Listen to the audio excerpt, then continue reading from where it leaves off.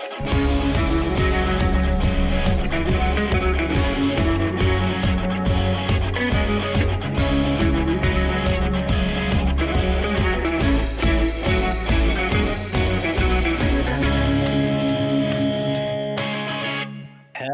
to all of you amazing web slingers. Welcome to Livin on the Edge, the podcast all about our friendly neighborhood Spider-Man.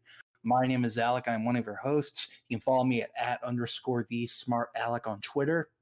And I'm Brian. You can follow me I'm the other host. You can follow me at RedOverViews on Twitter. You've never said I'm the other host, and I'm like, should I drop I'm one of your hosts? Like, yeah, I sometimes said it like a couple episodes ago, but then I kept forgetting. I don't know. We'll figure. It's been a while. It's all right. We'll figure. We'll talk about it later. You might get a pay cut, but oh well. Anyway. Damn, I'm paid nothing. Does it mean I gotta pay you now? Yeah, it does. Damn it! You get the paycheck in the negatives.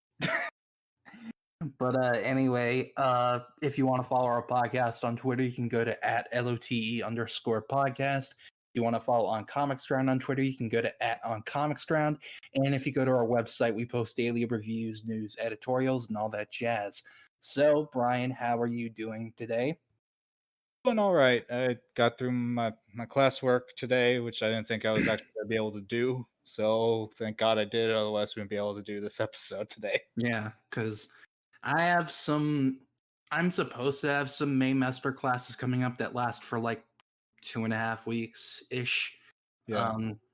It all depends on if I can get financial aid. If I can't get it, then I'm probably just going to drop both because I don't want to make my mom go broke and I can't work to raise the money for it. So just because with the state of the world right now, I mean, I could apply for a store, but then I risk getting coronavirus because you'd be surprised like how many dumbass people there are like now because they've gotten a little bit frustrated. Yep. Like it's like, okay, I wore my mask one day. I'm never gonna get sick ever again. Yep. And apparently where I live, like the section of the city where I live is getting flooded with a bunch of dumbass people just because they lifted restrictions a bit. So some businesses could reopen, and now people are like piling up in this area. Yeah. And it's like, you're not going to make it any better. I mean, people are dumb, but of course, all the governments around the world are dumb too. Because this is not going to. Yeah, like they're talking about reopening theaters in July for Tenet, and like I'm just like, Nolan, know when to stop and just like. I understand movies are your thing. People can go without going to the theater. Like it's not essential. Like it's like you're still gonna make a shit ton of money because it's a Christopher Nolan movie. Everybody knows who you are. They're gonna go see it regardless. Like, read the room is what I'm saying, because I don't know. But anyway, so we are carrying on with our, commentary track watch along party thing. I don't know what to call this. We're just doing commentary tracks. It's not an event. Yeah, we're watching movies because there's nothing else to do. We just brought it up. People like movies, and there's nothing to do during this quarantine. So why not watch movies? We're not stupid, and we're not going to the theater to do it. We're doing it in our own homes. Yeah, we're doing it live. Fuck it, we'll do it live. So we are carrying on with the Raimi trilogy. We did Spider-Man 1 and Spider-Man 2, and now we are here at Spider-Man 3, the unfortunate end of the Raimi trilogy. I say unfortunate not because of the movie's quality, but of the fact that like we could have gotten 3 more movies of this. And I'm saying unfortunate for both reasons. I understand. So before we get started, by the way, we're gonna just talk for a sec about like what our initial thoughts are. But right now, pause the movie at the 21-second mark after the Columbia logo fades completely to black. It's the 21-second mark. That's where we're gonna start from. So go ahead and do that. But right now, we're going to talk about real quick our initial opinions on the movie. So, Brian, what are your initial opinions or memories of this movie? Pain and disappointment. Uh, that that That's about all I got. that negative. Oh my god. I was a very critical 7-year-old. I was not. I loved every movie I saw. I thought Epic Movie was like The Godfather when I was 6 years old. Okay, I gotta agree with you on that one. It's cinema. Um, yeah, When it came Epic. to Spider-Man, I was a very critical 7-year-old. By the way, Epic Movie is terrible, but like I have some enjoyment in it just because of how terrible it is. But yeah, no. So this movie was the first movie I ever like followed from like religiously, almost like from the first teaser poster and trailer to release day. Like, Yeah. because I remember looking like I first saw. Oh, I'm kind of hearing my voice from your end a bit. Oh shit! 1 sec. It's all good. I'll just explain. But basically, I like I remember first seeing the teaser poster for this movie, the one with Peter like yelling. Oh, I heard myself that time a lot more. Oh yeah, sorry. I was messing with my microphone and it just it went straight to the speakers. It's okay. It's a lot better now, so thank you. Okay, yeah, I just unplugged it and plugged it back in. It's all good. But yeah, like I was saying, I remember seeing the first teaser poster on Marvel's website, and it was the black suit, and I was like, "Oh my god, are they actually doing the black suit, or is this just a teaser poster thing?" Mm-hmm. Like, is this just like a black and white poster, or is he going to have a black suit, but is it not going to be the symbiote? I don't know. And then the teaser trailer came out, which took once again a shit long to load on QuickTime Player. This is when YouTube came out, but like it was a year in and still very young, so like movie studios weren't using it a lot yet. But yeah, no, so I downloaded the trailer from like the Spider-Man website and I watched it and I loved it. And as soon as I saw the symbiote in the church, I was like, "Oh my god, they're doing it. They're bringing in Yeah. Venom." And like then I followed like post production, kept waiting for new images and clips and stuff. I watched like all the trailers coming out. Do you remember when like NBC was airing Heroes? They had like a 7-minute like sizzle reel for the movie, which was the scene with Peter and Harry. Oh yeah. And they ended it with the shot of Venom becoming Venom, which they hadn't shown yet, I don't think. Yeah, that might have been the first time they showed Yeah. that. Although I do remember seeing that shot before because the Comic-Con trailer from 2006 leaked, and it ended with a shot. It ended with that shot of the camera going into Venom's mouth, but the environment was a lot darker. Venom looked more comic accurate, and the noise was a lot different. If you've seen like the behind the scenes stuff, they had like a Venom animatronic, and that's what they used for that shot. Which sucks because that Venom actually looks really good. And yeah, but no, like this was a movie I followed pretty closely, and I remember seeing it in the theater, and I loved it. And despite all its flaws, I still love it. But the flaws are very major. We cannot pretend they are not. Yeah, they're pretty there. Yeah. So brief history lesson. After Spider-Man 2, everybody at Sony, like we talked about in the last commentary track, everybody at Sony thought they were the reason the movie was a success. And so they were just doting on Sam Raimi and like they were trying to steer the car when like trying to yank the wheel away from Sam, and Yep. It was Sam was at the captain's wheel just doing his thing, and then like 12 other people came up and started tugging on it and going in 12 different directions. yeah, and that resulted in this. So by the way, so let's get started. First things first, we are watching the original cut. We're not watching the editor's cut, although the editor's cut is a lot better. Not just with some added slight differences, but like it's It still, got rid of some scenes and added in some other ones. which was for the best. And Yeah. reassembled some stuff differently in the second act.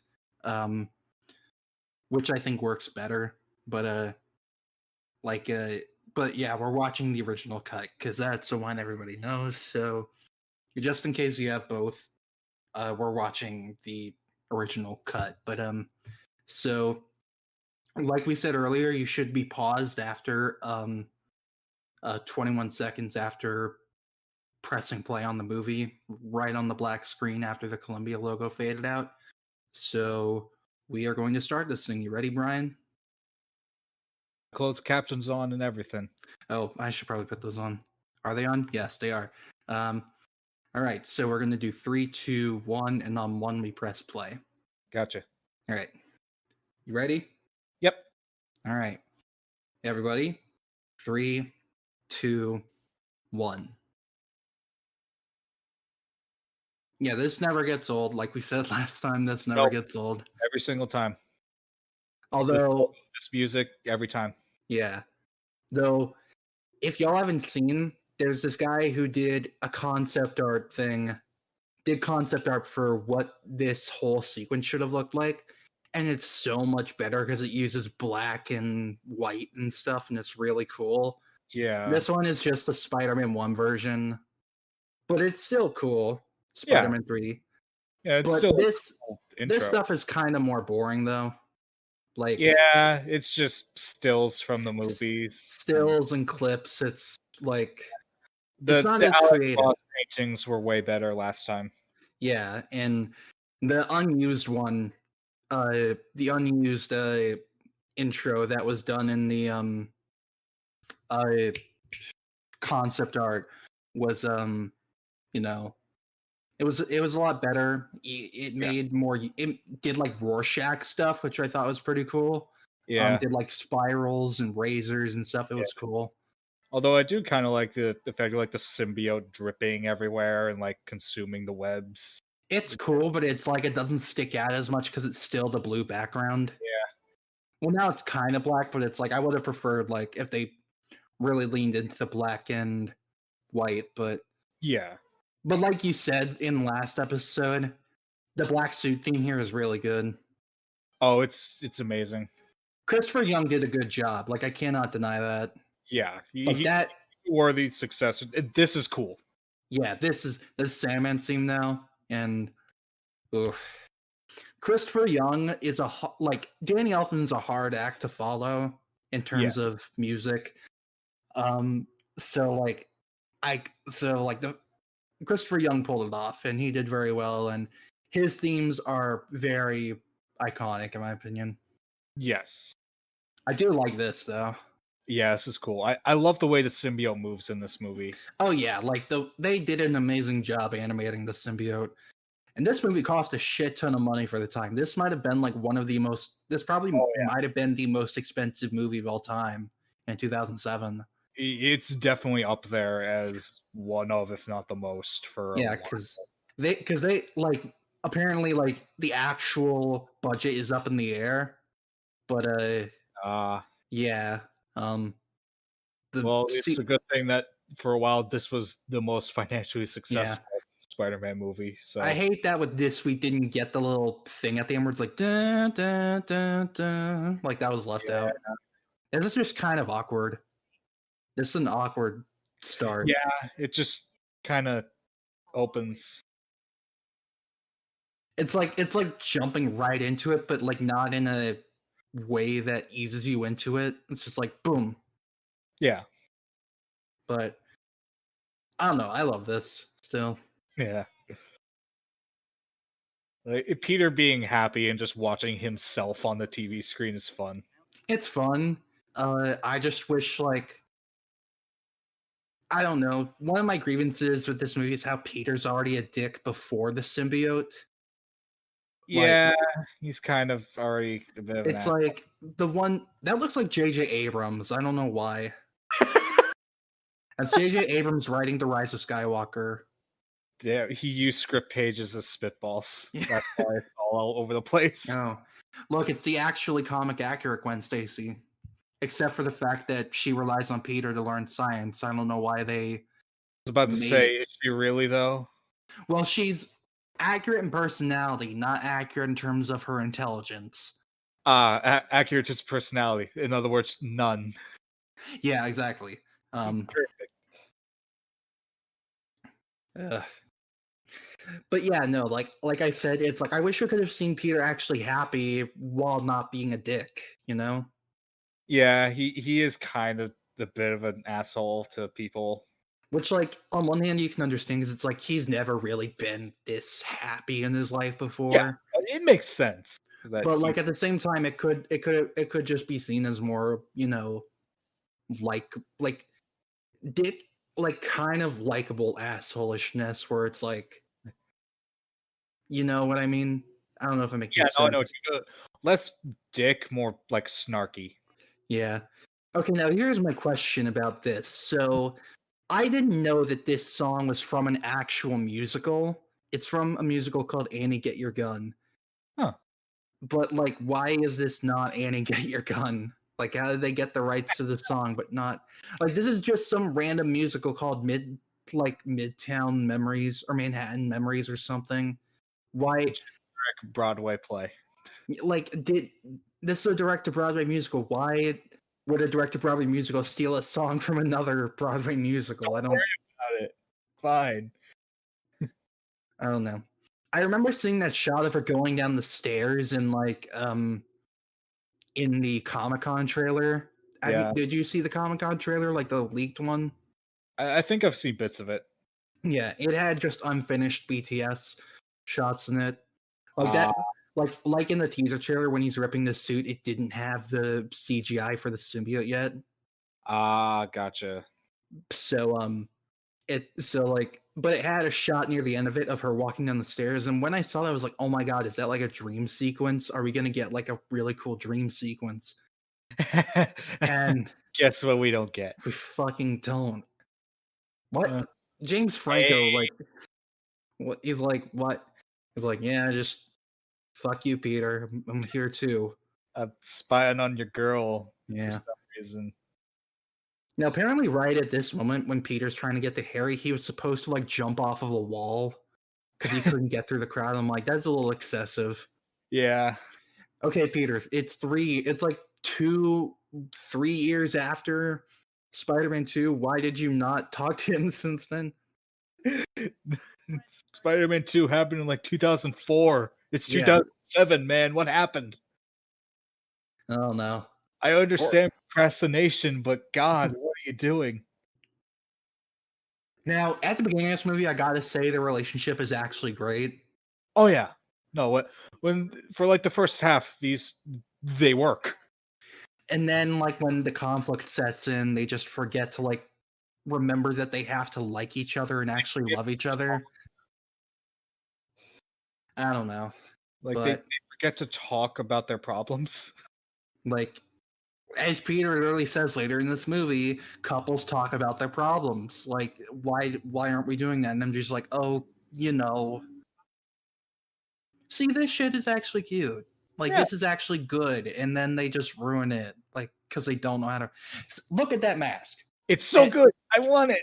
And they they go with that one. No, they went with that one. Just give that mask and call him Hobgoblin. Like, why? I don't understand. I just want to know what the design team was thinking, where it's like, why do they think this sky stick thing is cooler than original Green Goblin? I don't get it. No, he needs a paintball mask and a surfboard. Yeah, absolutely. Maybe it's just because it was the 2000s. Like, I don't know. I remember this scene in the trailer. Oh yeah, no, I remember. This was so cool. Yeah, But yeah, no, he's not the Green Goblin. He's not the Hobgoblin. yeah. The new Goblin. Just name him the. Just go with either Green Goblin or Hobgoblin. Like no one's fucking stopping you. Or New even do Demo Goblin or something, or just the Goblin. Like you. No, you don't get. He's new, so he has to be the new Goblin. The early 2000s Goblin. Now that's Gray. Yeah. We talked about him a couple weeks ago. Oh. Ugh. By the way, like with moments like this, it's like it makes everything that happens in the rest of the movie just so jarring. Yeah, Like it doesn't. they go straight from super close and loving to can barely be in one room together. Like it doesn't. Like they don't show that there's any problems between the two of them here at Yeah. all. Like if they did, then and here we go. Venom. Yeah, There we go. This is cool. They set up John Jameson in the last movie. They don't have him crash land his. Imagine if this movie opened with the space shuttle crash landing. Imagine if they opened it up with that. Oh, it would have been great, but we get a rock. And like the rock just makes a thud is my favorite thing. It doesn't like literally the smallest piece of like material coming out of the atmosphere will cause a giant sonic boom. Oh yeah, no, that crater should be like a mile deep. Fun fact: the symbiote makes a V shape there because of Venom, and they forget to call him Venom in this movie, and that's They never call him Venom once. I love this movie. When I saw it, that still pissed me off. I'm like, just call him Venom. Like, just do it. He's Rock. He's Topher Grace. The game called him Venom when Sandman just called him that once. Like, out of nowhere. Yeah. Which, by the way, speaking of which, here's Sandman. Segue. The like simultaneously one of the best parts of the movie and one of the most unnecessary parts of the movie. Yes. Like everything with this is so like does not matter to the grand scheme of things. No. But it's still like now I gotta say I like Sandman's character in this movie. Like he is one of the best characters, I'd say. Yeah, he's cool. I'd say like you can tell that it's like because I remember Tobey Maguire saying in interviews he really wanted to do Sandman once he got more into Spider-Man comics, and like now that they were doing it, he was super excited. So I feel like Raimi and everybody really wanted to do Sandman, but like they made Rad popped over the shoulder and just shoved Venom in front of their faces. Yeah, like no, I don't know. Do that. I wouldn't hate this as much if like. Well, I don't hate it. I wouldn't think it's unnecessary if it wasn't. Oh, by the way, I love this. I love that he has a comic accurate shirt. Yeah, it's so good. Just Sandman is super easy to, replicate. Just give him the striped shirt, and there you go. Also, can I just say, Thomas Hayden Church is perfect casting. He looks like him. Like that's Sandman. That's not a person. That's Sandman. There's no actor. He is so good in this movie, especially near the end. Even though, like, I hate the retcon shit. That is my least favorite part of the entire movie. But the way he acts and the way that's almost sells it on to me. Yeah, like he almost makes me go, "It's not that bad." But then I think about it. It makes me wish, like we said, like they split this movie into two parts. Like. Part one focuses more on Sandman and Harry and actually makes like Sandman relevant to the actual plot other than just I killed Uncle Ben. It wasn't Michael Papa John, it was me. And you're never going to be in this movie again after this scene. Nope. Only in director's cuts that we'll never see. I was about to say, we don't even get those. But I think this movie portrays Sandman very accurately. I think Sandman here is portrayed the most accurate out of, like, all the characters, Yeah. Because he's not a bad guy. Like, he literally says here. Yeah. Not a bad person. Not a bad person. That's a good moment. That's like a good moment. Yeah. And yeah. Yeah, sometimes that's all you need from a villain is I'm not bad. I just had bad circumstances. Yeah. And it I know makes for it's an bad. interesting dynamic, and I wish like they just made it matter more. Yeah.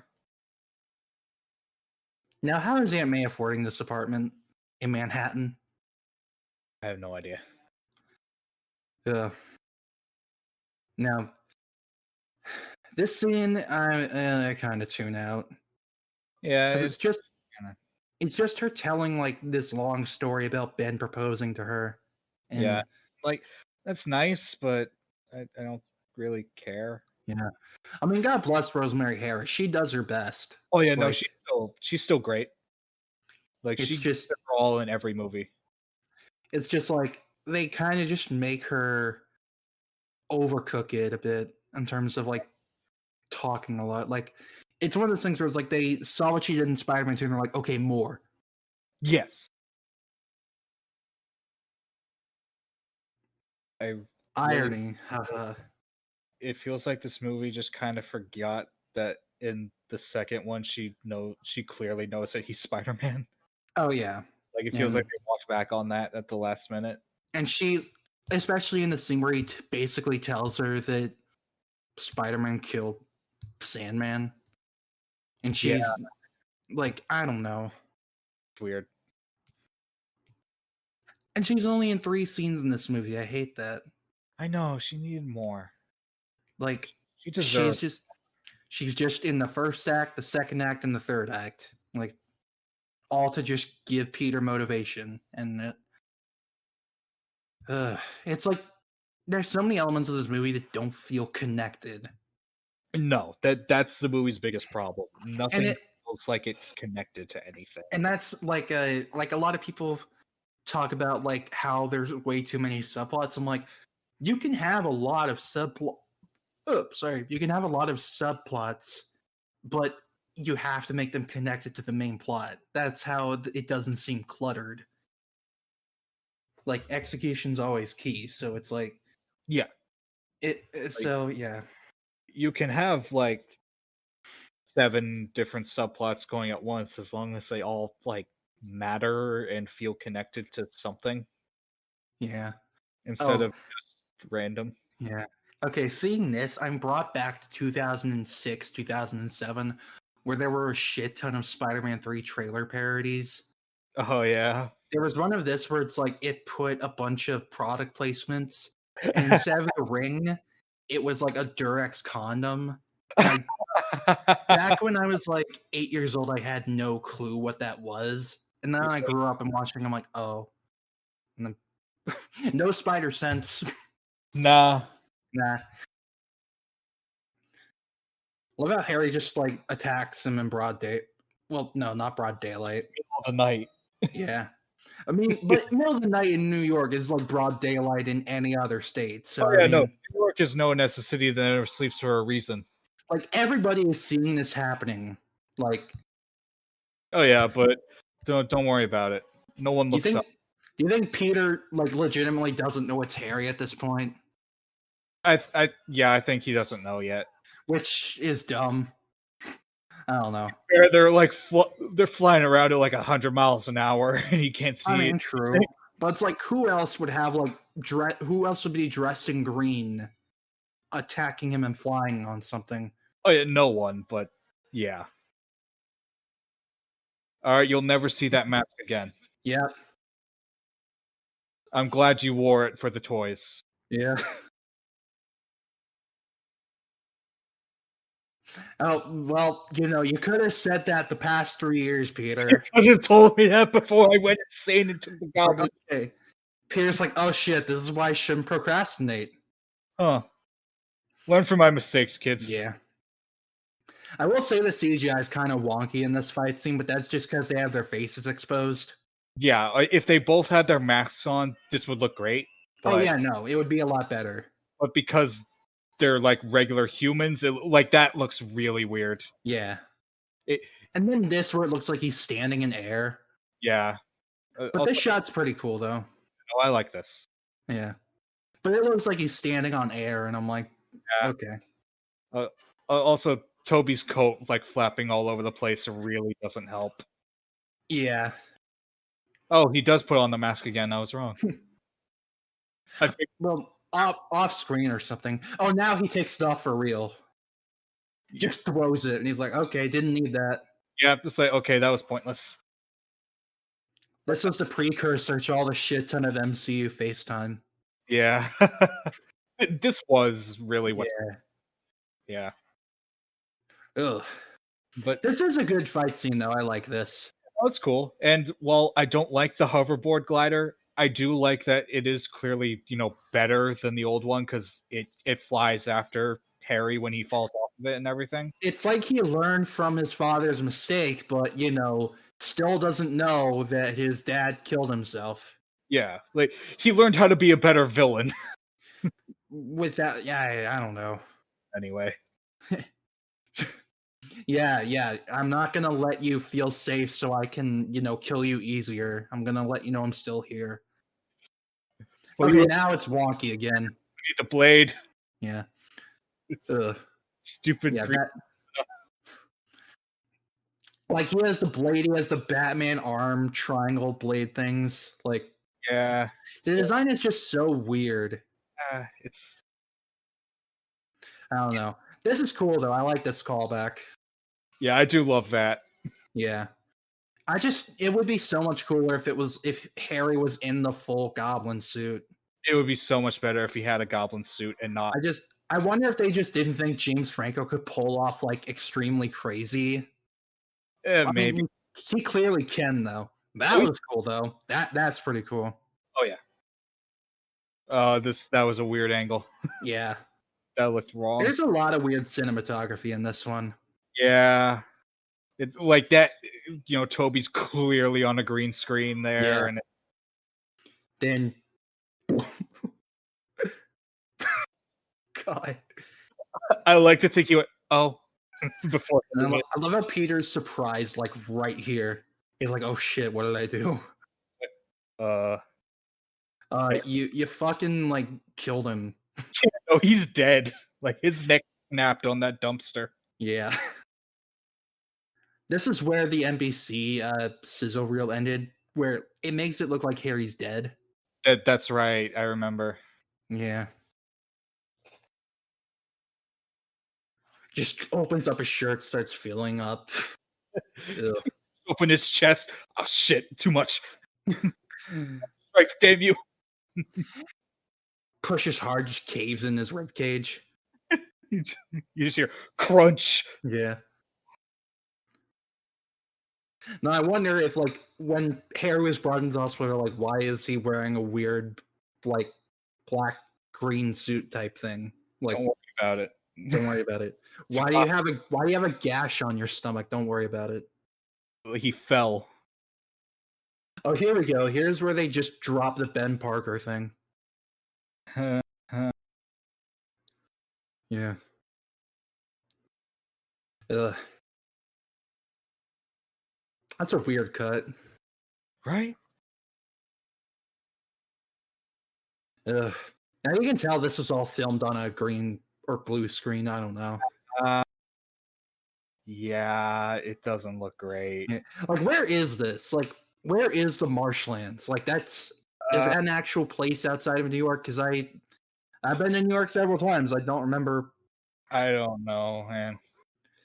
All I know is that this man punched a dog, and that's okay. Now, legitimately, what the fuck are they doing with sand in this? Like, what's the reason? What's the reason? It was kind of like the Hulk, where there was just bomb testing nearby, and he was like just putting in like a pile of sand, and it turned again. Yeah, and I don't know. It's like some weird magic electric device is making like a tornado. Yeah. Oh, here we go. The worst scientist ever. Right? Yeah, I don't care. It'll fly away. Because there's, not a clear difference between a bird and a fucking big Thomas Hayden Church, man. Right? That man is like 6 feet tall. There's no way that it's the same. He's As like 6 feet tall, 250 pounds. That's different from a fucking pigeon.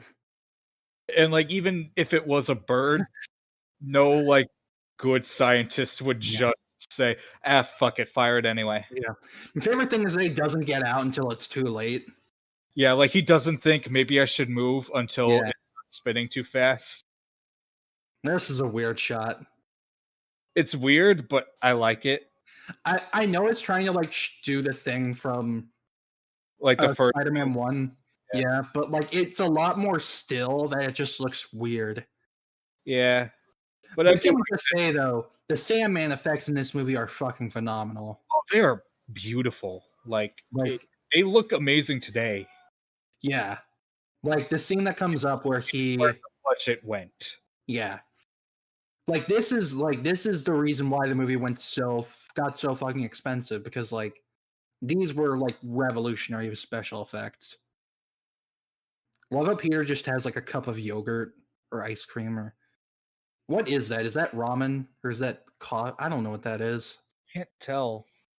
I feel bad. I'm gonna eat my ramen. I'm a college kid. Yeah.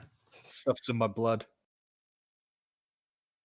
Along with the radioactive spiders. Oh, what a coinky dink. Sorry, your friend, he can't remember everything since 2002. Yeah, that's a pretty big memory gap. How far back does the impairment go? To circa 2002, I'd say. I don't know. When did the first movie happen? So what? Don't worry about it. It has to be like right before his father died. But like when he still likes you and doesn't think you stole MJ from him. Yeah. So back when he was your friend. So now this is where you can tell they based a lot of shit off of soap opera stuff. Oh yeah, no, this is super soap opera-y. My enemy, he has amnesia, but he thinks I'm his friend again, and it's like what? Like this is based on like apparently they had a lot of inspiration from Spanish soap operas. I can see it. Which, by the way, like Happy Harry in this movie is literally just James Franco. Oh yeah, no, James Franco came into work high one day and they just rolled with it.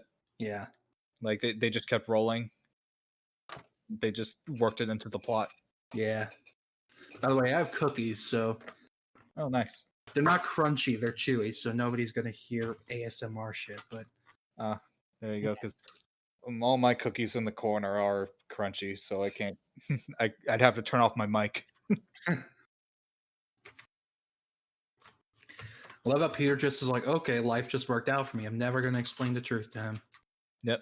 Nah. Never going to explain the truth to MJ either. Nope.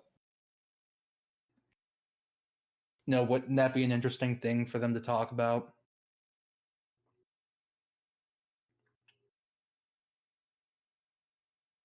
Foreshadowing. Yay. Say foreshadow. Okay, here we go. Best scene in the movie. Oh, no, this is beautiful.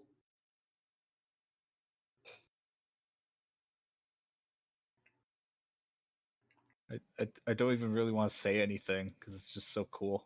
Oh, yeah.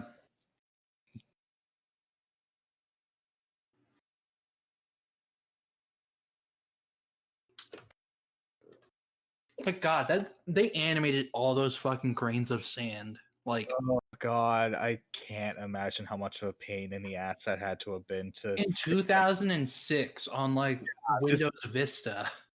Yeah, exactly.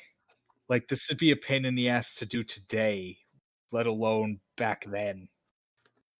It's like when I see how they like did the Phantom Menace, I'm like, y'all had fucking beasts of computers and you animated all of Phantom Menace. I'm like, how?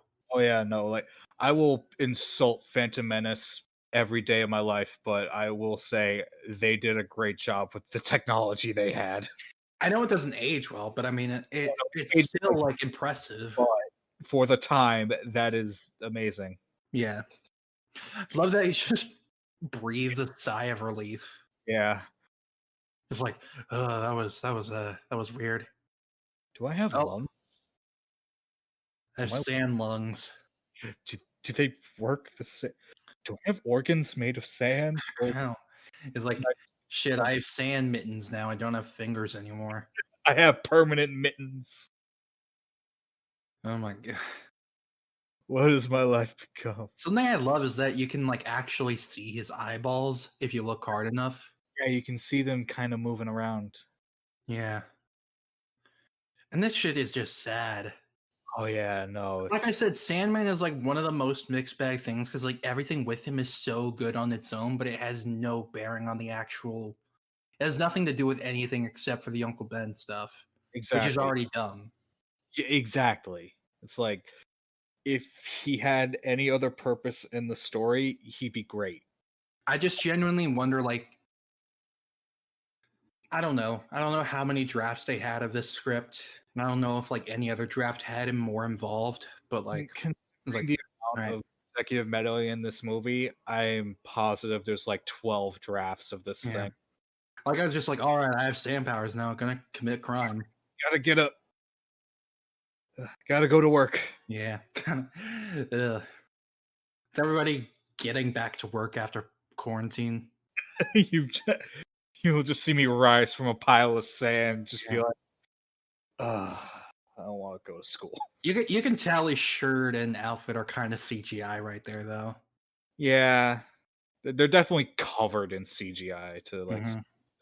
changing from sand to regular clothes again. Yeah, here starts the downfall of the relationship in this movie. Yeah.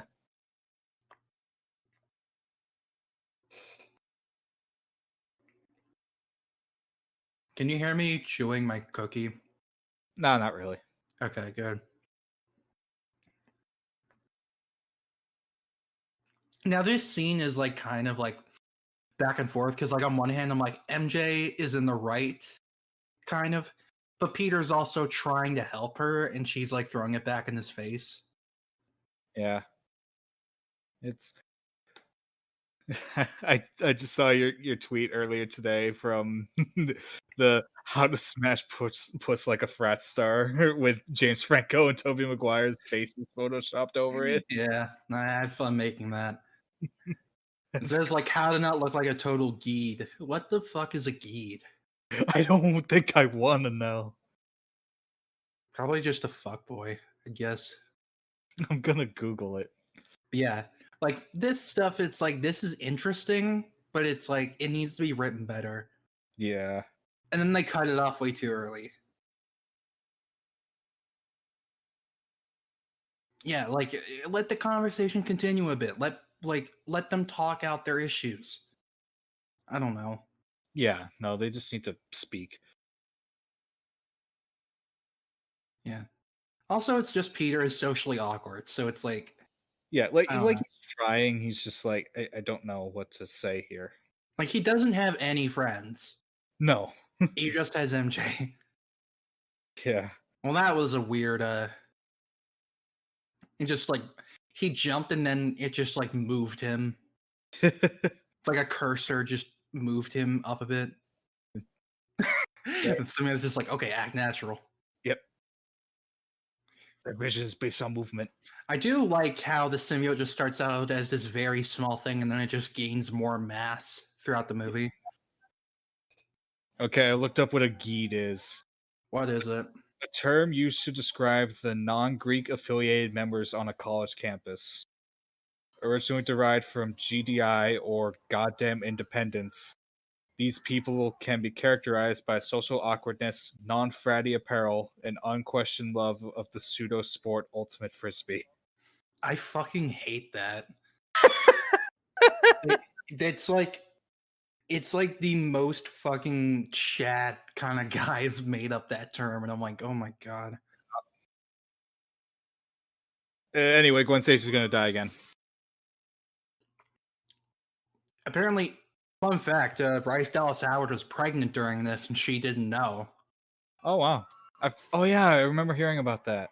while filming these dangerous ass stunts. So like, imagine filming this and then finding out you were pregnant, and like you could have literally Like, harmed your unborn child. oh, Now, why do I feel like I've seen that British guy before somewhere? I know I have, and just I can't He play. reminds me of Russell Brand. Yeah. I don't mean that in a good way, by the way. Yeah. Oh God, I hate this. Yeah. That's Oh, here he is. or the true What? the true star of the movie. Oh yeah, Eric Casting. Foreman. Peter meets him. He's like, "Oh my God, it's Eric Foreman." I used to watch that 70s show all the time back in high school. Yeah, I got a girlfriend because of it. You know, just like you and Donna. Yeah. We're the same. Oh my God. She should be dead from that. Like, I do like how Christopher Young makes more use of the actual Spider-Man theme in this movie. Yeah. Because in the two other movies, they don't really use the theme outside of the opening credits. Yeah. It's not used for many action scenes. Yeah. This is a cool set piece, though. Oh yeah. Jesus fuck. Whoever's operating that crane is fired. Well, I mean, the crane is busted. That's why it's doing the thing. But they're fired. Oh, no, they are. 100%. Yeah, I do really like this scene, and yeah. it's always just cool seeing Spider-Man save people like this. It feels like Superman, kind of. Yeah. Which I we need more of. Yeah, I need more of that stuff in superhero movies in general. Because it's almost always just fighting the bad guy nowadays. And that just happens. I thought it was always weird because, in this movie, Eddie likes Spider-Man at first. Right? And in the comics and in the cartoon, he didn't like him from the beginning. Yeah, no, he always hated him. Yeah. Look, he cost him his job, his girlfriend, his health. Yeah. My apartment. That is my favorite joke of that entire show. I have to say, at least Topher Grace committed to this. He dyed his hair blonde. Yeah, he got the haircut. He did his research. No, I think he was still miscast, but he did not do a bad job with what he was given. He shouldn't have been Eddie in the first place, but he did good with what he had to work with. I just wish that they focused more on what Eddie is actually like instead of just him being a sleazeball. I was about to say, just kind of being a douche. Yeah. This whole stuff is unnecessary, but this is funny. Exactly. That's Jameson in this movie, basically. It's not very necessary, but a lot of fun. Yeah. Although if this came out today, a lot of people would say this is unnecessary, stupid Marvel humor. Yeah. I would say that. Oh, yeah. But this is funny. Oh, yeah, no. I remember in the theater, everybody was laughing so hard at this point. Yeah, no, but you can tell Betty is having the time of her life here. Mm-hmm. she's waiting for him to open it. Yeah. I love that.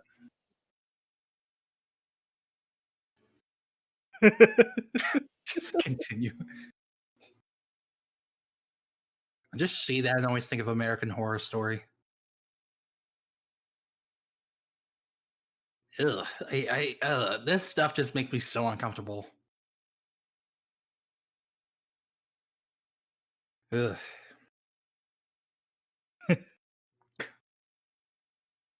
He is kind of sleazy in an entertaining way, though. Yeah. I just wish he got more like we said in last one. I wish they just had him in Spider-Man 2 as MJ's love interest, and then I don't know, We've done something with him. Yeah. If you don't plan stuff like this out, then make it more simple. That's the problem with this movie. If it was planned out, then it probably would have been a lot better. Oh yeah.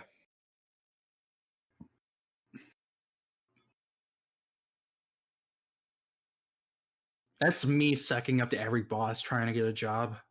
Yeah.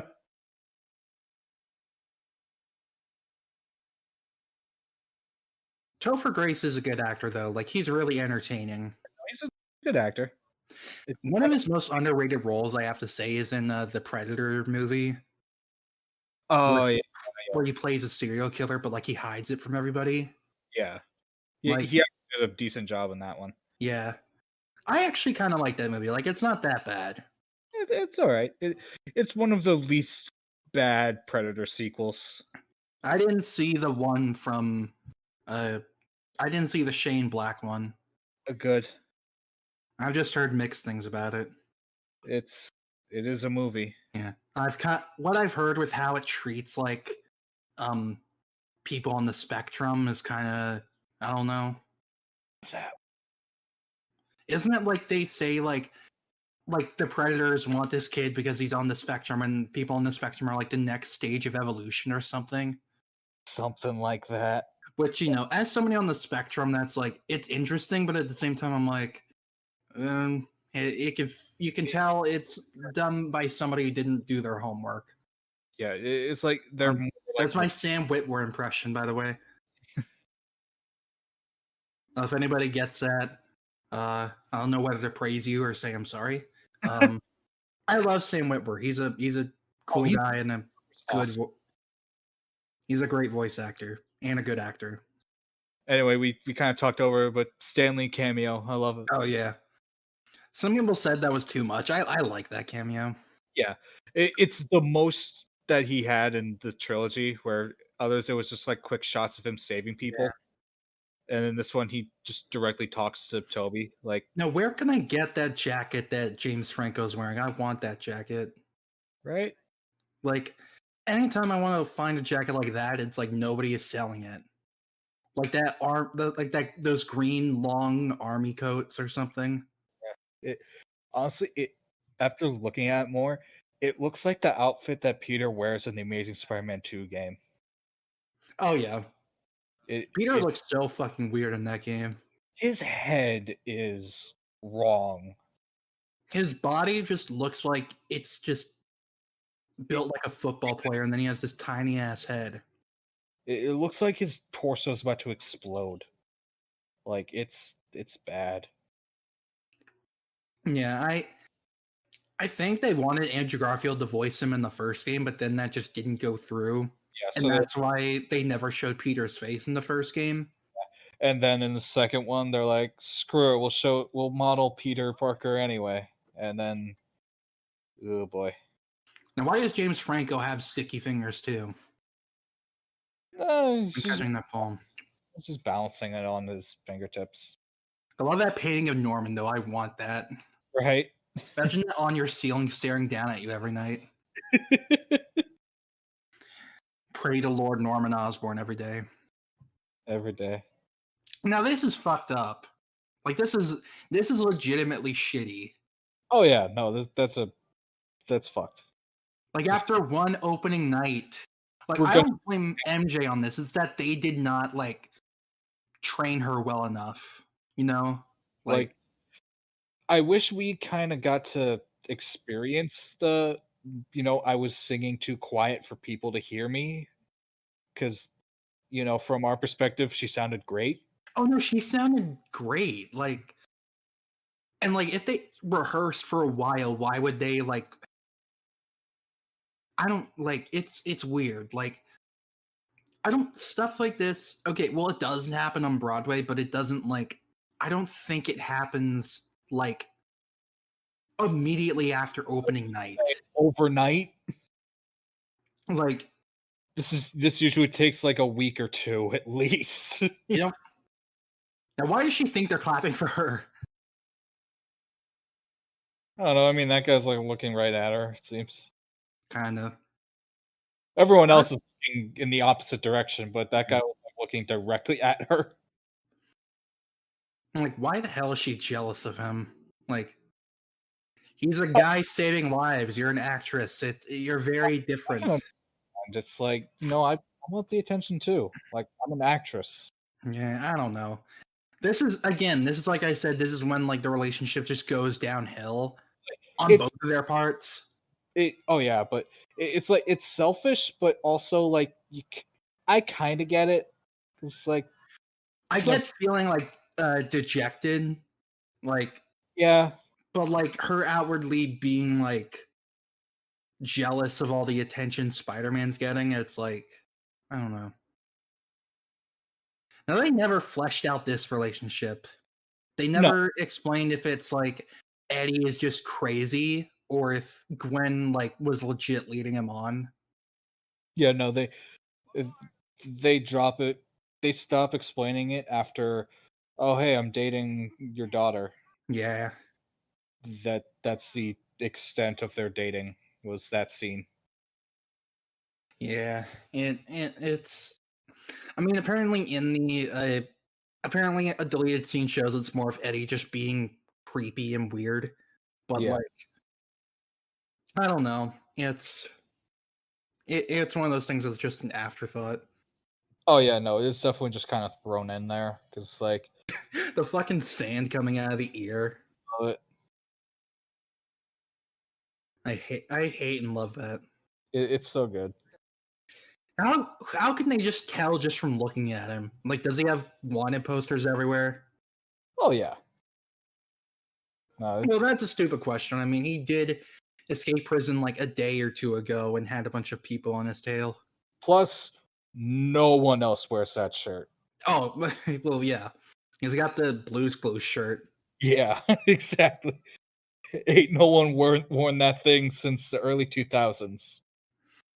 You know what I wish this scene did? Just like, instead of him just like popping out and punching the cop, he just sucked the cop down and just. Oh, that was messed up, but I love it. It would be stupid, but like, yeah, I'd love it. Yeah. You bring up he's got the Blues Clues shirt. I'm now remembering the reboot that's coming up. Didn't it already come out? It might have.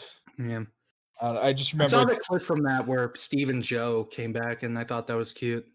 Oh yeah, no, that was my little like 4-year-old heart inside of me teared up a bit when I saw that. Oh yeah, I got to sit in the thinking chair from Blue's Clues because awesome. Carowinds used to have used to be Nickelodeon and Paramount themed, and so they had like a Blue's Clues thing set up, and it was like the house, and I got to go in and sit in the thinking chair, and I was like crying. That's awesome. Yeah. Anyway, Sandman just murdered like 12 people. Oh yeah. It's like I gotta go find Blue. Gotta go find my dog Blue.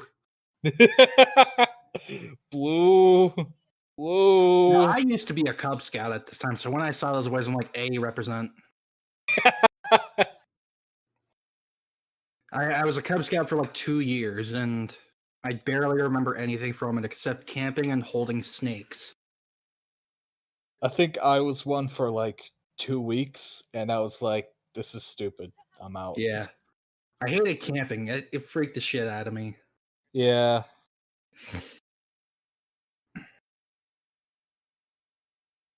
God, I want some cotton candy now.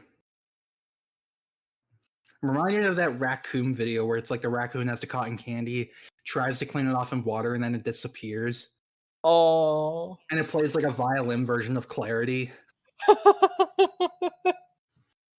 I'm imagining that now, where he just like finds a running faucet or something. He just holds the cotton candy under, and it's just gone.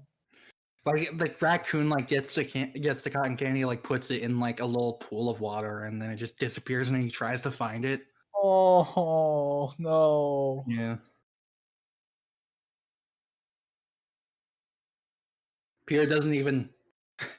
Imagine if they all just saw him right there. It's like, oh, he's unmasked. Then that woman right there just losing her fucking mind on stage. No, she's going for her Oscar. Oh yeah. Every extra in these movies goes all in. I do love this like trumpet for the Spider-Man theme. I love how they have the actual text on there. Like the movie font. That's cool. Like how the PlayStation 3 had the Spider-Man font for a bit. That was weird. Honestly, looking at it, it feels like it still kind of does. Yeah, not as much. slightly different.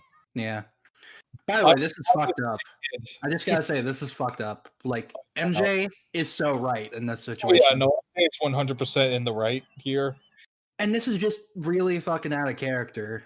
Like, Yeah. Peter seems kind of selfish, but then, like, this is like... Yeah, like, why?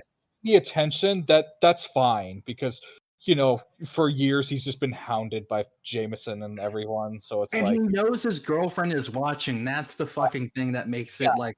But, like, if he had some kind of guarantee that MJ wasn't watching, then maybe, and even then, that's kind of too much. Like, if the kiss was, like, her pecking him on the cheek or something... Yeah, that would have been fine. Yeah, but he literally encourages a full-on fucking tongue and throat kiss or whatever. Like, make out. It's like... For, like, a solid 20 seconds. Yeah, and it's like, that's way too much. Yeah. I do like this action scene, though. Oh, it's great. It feels ripped straight out of, like, a Stan Lee Spider-Man comic. Oh, yeah. Like, just... God. And I love we are like 50 minutes into the movie. We're almost an hour into the movie, and they haven't brought the black suit in yet. Holy shit. Yeah. I thought we were like 20 minutes in. No. Fastest the pacing is really good in this movie, by the way. It's very... The pacing's a lot better in this movie than in Spider-Man 2, I'd say. Maybe. I'll figure that out by the end, because it's been a while. Yeah. But yeah, I love this exchange. Oh yeah, no, this is pure Spider-Man stuff. Yeah. And just... Huh? And it's just big fists. It's like, oh shit, someone with actual superpowers this time. I haven't seen anybody like that. I've never encountered that before. Yeah, like, it's usually just people with, like, enhanced strength or scientific arms or whatever. You're literally made of fucking sand. What the fuck happened to you? This guy's literally invincible. I like how Peter doesn't even question it. He just sees it happening. He's like, what? And he doesn't even be like, what the fuck is this? Right? How is this possible?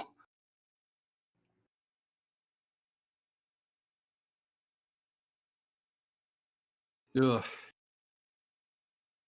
And you can tell they did that practically. Oh, yeah. God. I love that turn. Right? Then they play the little string theme. Yeah.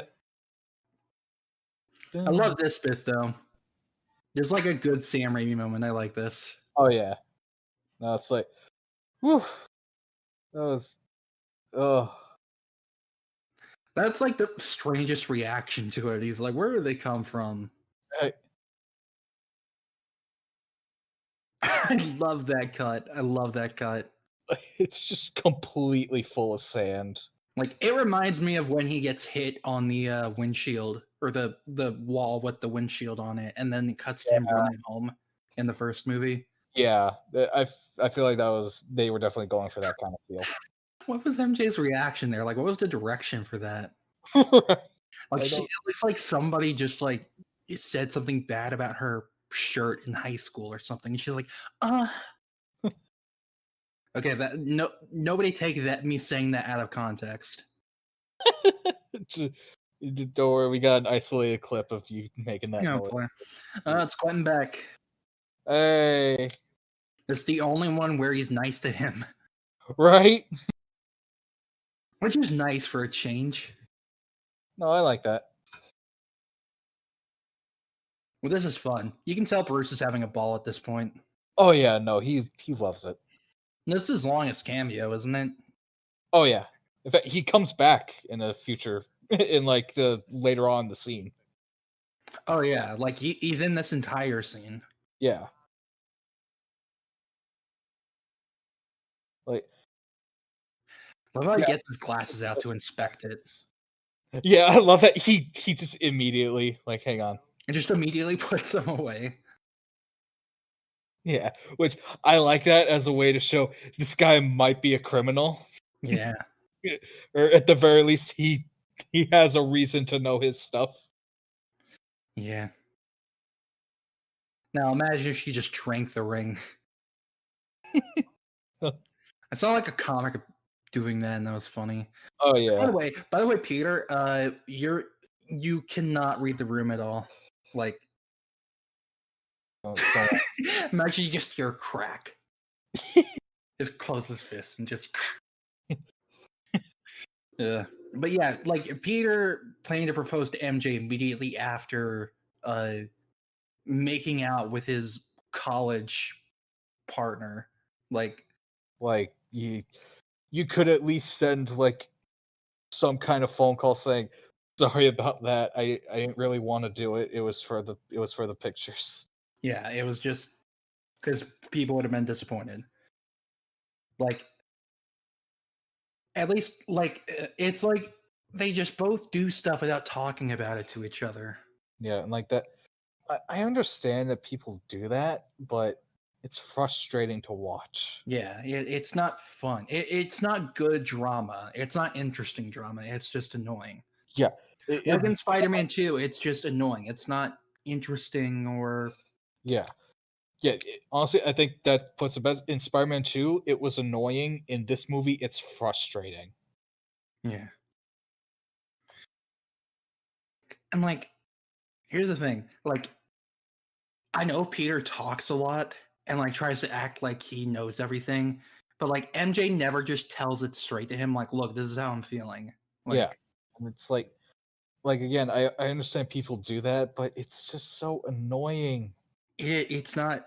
It doesn't make us root for their relationship. It makes us be like, okay, both of you need to get the fuck out.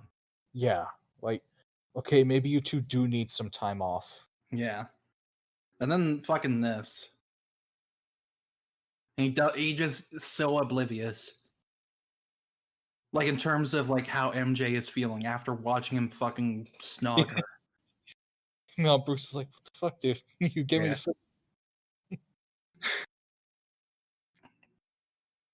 But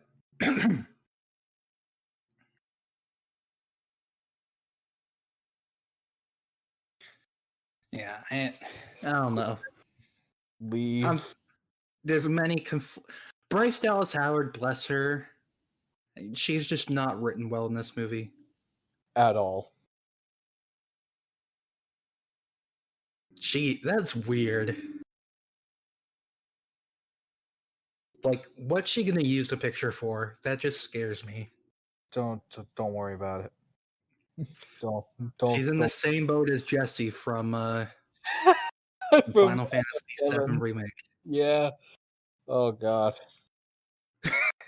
I do love this. This is the one thing that makes me enjoy this scene. Oh yeah. On its own, this scene is just not fun to watch. No. It's not interesting, and it's not like. Yeah, it's just annoying. It's Bruce Campbell saves it so much, and Now, even then, it's still bleh. Yeah. And like, she's like, "How come you never mention her?" It's like, MJ, she's literally just my lab partner. Why would I mention her? Right? We go to college together. We're both late to Dr. Connor's class all the time. They're both dumb in this scene, in my opinion. Oh yeah, no, they're both being idiots. It's not in a way that's relatable. It's a way that it's just like you're both being dumb. Exactly. Like that moment, she's right, and Peter's just being dumb. But then sometimes it's vice versa. Exactly. They both take turns being the idiot. Yeah. It's like, no. Dang, it's your turn to be the idiot. Okay.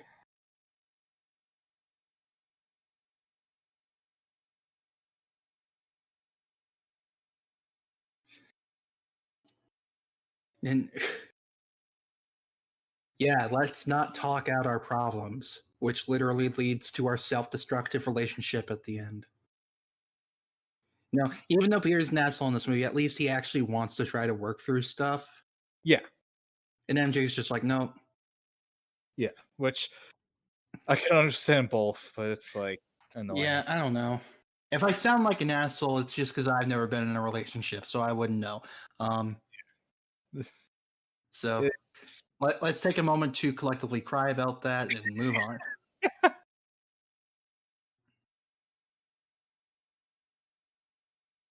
And this looks like it's directly from Spider-Man 2. Yeah. I honestly wouldn't be shocked if we saw that scene, that like transition.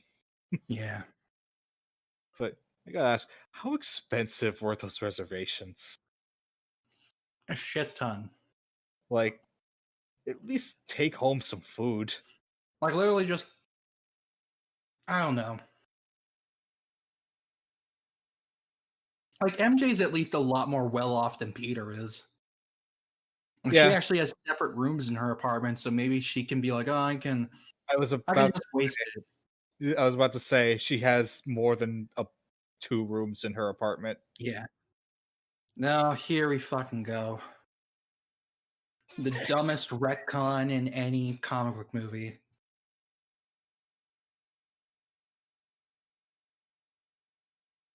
Because he was.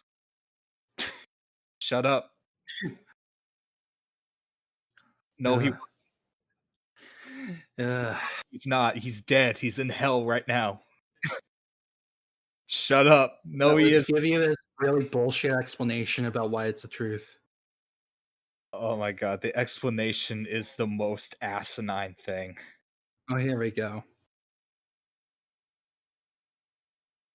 Which, by the way, if either of us sound like off sync with each other, we're still doing this on Discord. We're pretty close together, so Yeah, we're like a second off from each other. yeah. The tapping of the gun on the window always gets me. Yeah. Look at how overly angry he is in this. It's just like he never stopped showing his teeth. And he doesn't even get the car. He just kills him for no fucking reason. I know. It's like, what? What are you doing? I'm gonna kill him. Just because fuck old people. Fuck boomers. That's what he says right before he shoots him.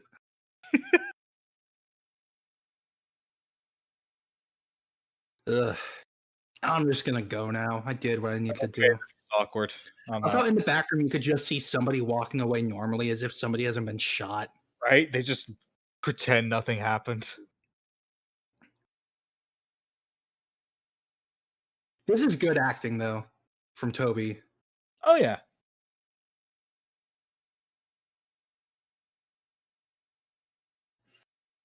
Like, now, at this point, Peter is definitely in the right.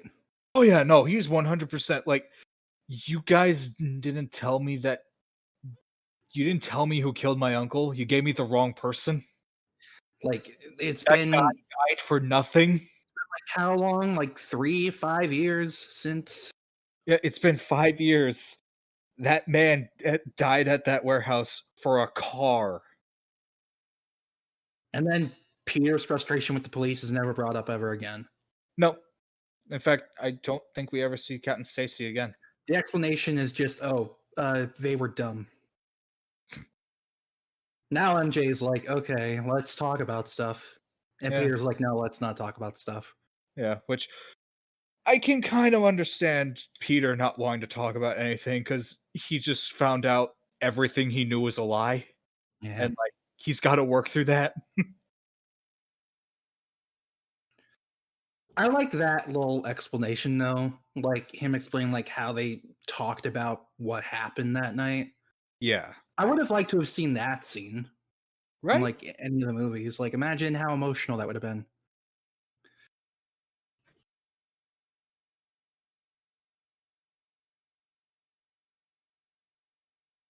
When she's saying that, is she talking about the kiss or is she talking about the killer? I want to say she's talking about Uncle Ben, but he's interpreting it as the kiss. Because that's what she was upset about in the last scene. Yeah. So it's like you said the right thing at the worst time. Yeah. Now, this moment on its own is good because I understand it, but everything before is just dumb. Yeah. This movie's a mix of really good stuff, like really good solid moments that would be better in a very different context. Yes. There's another movie that's like that. I can't remember. Batman v Superman. Yeah. So this movie's not as bad as that, I'd say. No, I enjoyed this more. Yeah. We are an hour and 3 minutes in, and now we're finally getting the Venom symbiote. Yeah, it took so and there's long. only an hour 15 left. So this is a long fucking first act. I forgot about that, man. The pacing is good, but like this first act, it takes up half the movie. Shit. Yeah. I thought he got it like half an hour in, but no. And the game, it's even worse. Oh yeah, no, the game you get it at like the 3/4 mark. Yeah, and you only use it for like 10 I love missions. Like, oh no, it's great. Like it forms venom and then it becomes a hand. Oh yeah, chest. That's so good. I remember seeing that shot right there in the trailer. Yeah. For the first time, and I was like, oh my god, they're doing the symbiote. Yeah. Now, Peter's reactions here are kind of you know, I don't know. Don't worry about it. Now, you know, we could have had a good dream sequence, but instead we chose to just do weird photographic shit. It's Spectacular did this so much better. Yeah. Oh, this music. Now, what do you think about the black suit itself? Like, I think it's okay. I like the material used for it because what I like is that it looks wet. Yes, the material is cool. But I just hate that it's just the red and blue suit, but black. And a slightly different logo and like eyes, and that's it. Like, okay, imagine if the existing suit had black webs and a black spider logo instead of it being silver. Yeah. Then if it was this, that would be a lot better. Again, as I mentioned, Spectacular did that in the first Black Suit episode. Yeah. Also, I hate that they do not have the flying spider logo. That's what I call like the black suit logo and the Venom logo, the flying spider logo. Because that just looks so much more cooler than whatever that is. Yeah, honestly, if it had that logo, I would have had no complaints. I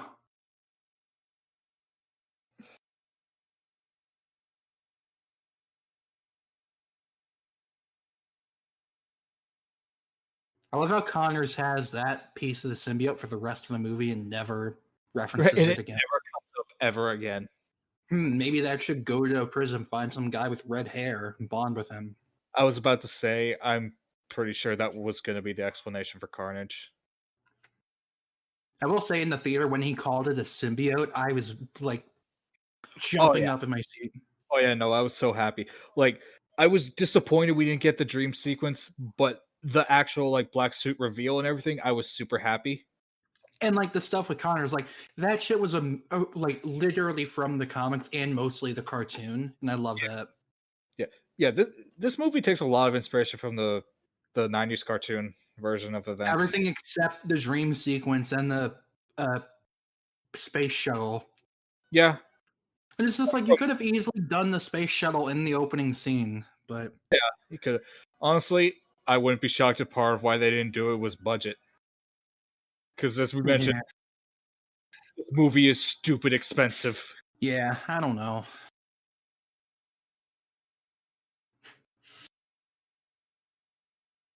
Come on, here's the theme. I keep thinking it's from Ghostbusters for some reason. You think what?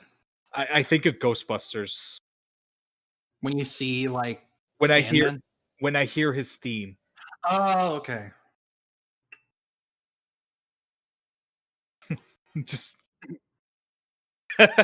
I love that.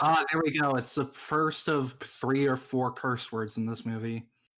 You have hell, you have Peter saying damn, and then you have Harry saying ass.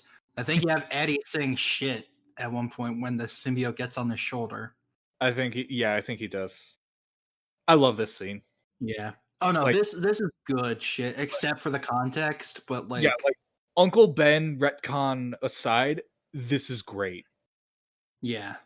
And the fact that you can barely see him and Flint's just like, oh fuck. Am I being followed? I don't know. Oh fuck. Is it Blue? You down here? Oh shit. Have you seen Blue? I remember watching this clip so much on IGN back in 2007. him.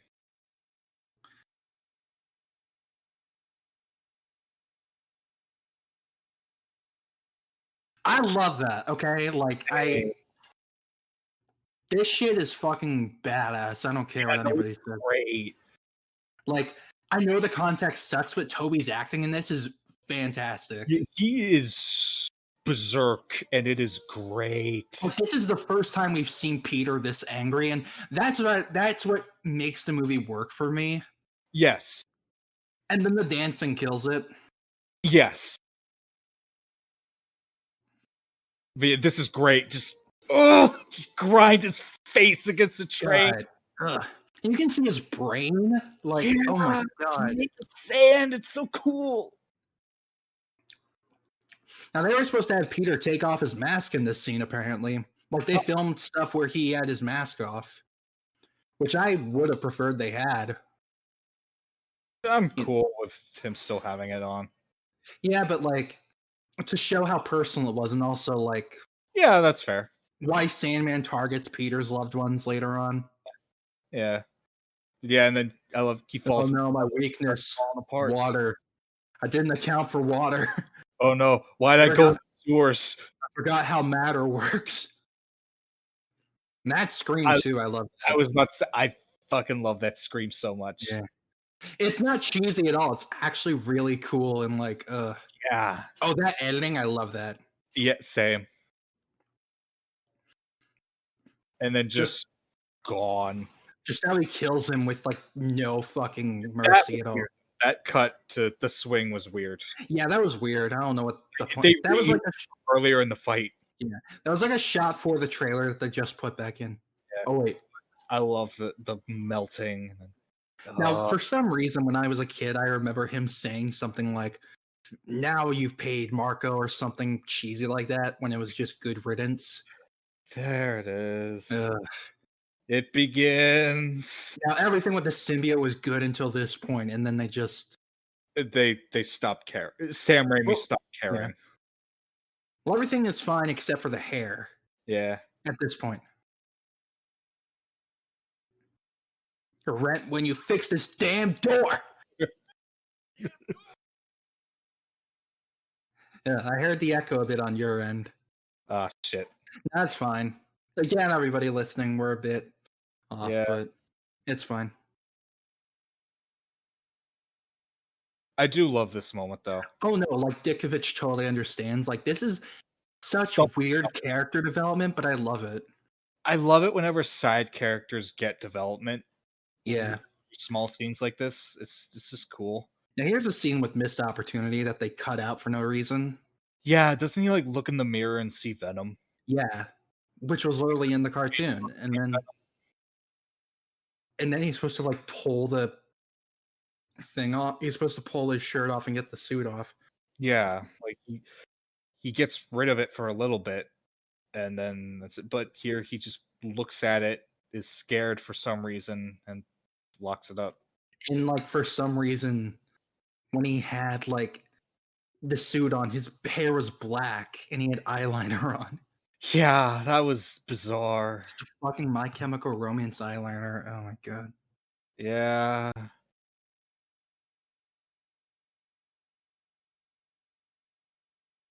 Ugh, this scene. Yeah.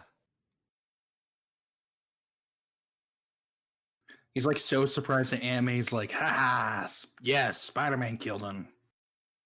Yeah. I thought you'd want to, tell Spider-Man you love him, that he killed Uncle Ben's killer. Oh, isn't that great? He killed the guy who killed your husband. Isn't that the killer? Yeah, the number of killers is the same, but he's still dead.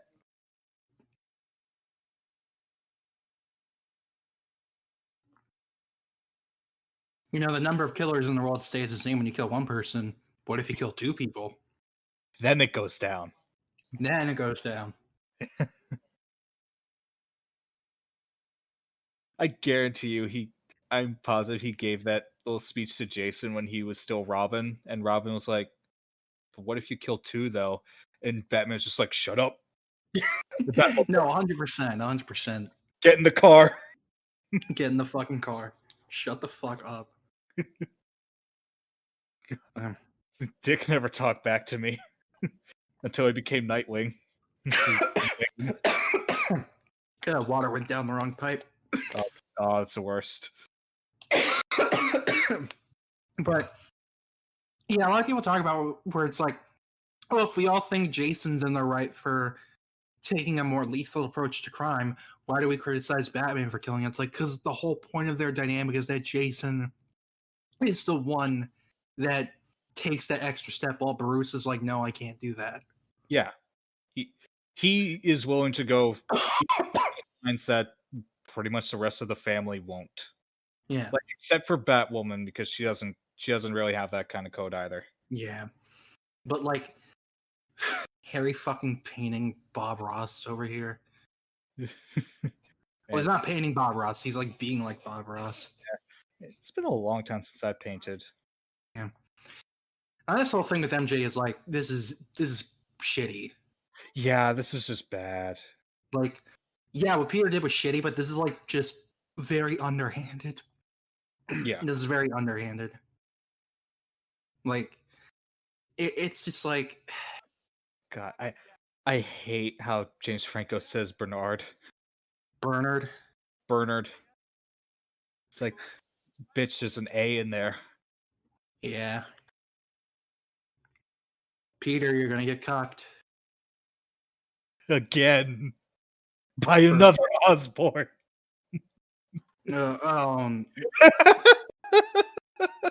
Didn't process for a second, but then it did.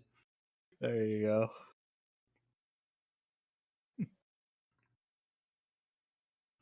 I like that he's being nice to him. Yeah, no, this is a good moment.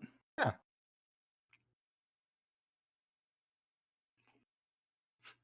And this is funny too.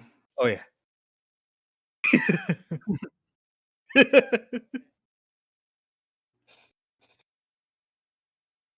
I wish we got more Dickovich. Same. Like, he is probably my favorite character that these movies invented. Yeah, no, like I wish he was in the comics. Yeah, me too. Like, it's just an interesting interesting situation where a landlord isn't like a full dick. Yeah. I mean, of course, landlords suck, but Oh yeah, this is fiction. This is fiction. It's supposed to be fantasy, damn it. Let me live in a world where there's one good landlord. I think Dickovich would help Peter out during the coronavirus. Probably. I imagine if like Spider-Man 2 Dickovich, no, but Spider-Man 3, yes. Yeah. Because like he's gotten to know Peter a bit more by now. Yeah. So, yeah. Now this is shit like this is just fucking time wasting. Like, what's the purpose of this?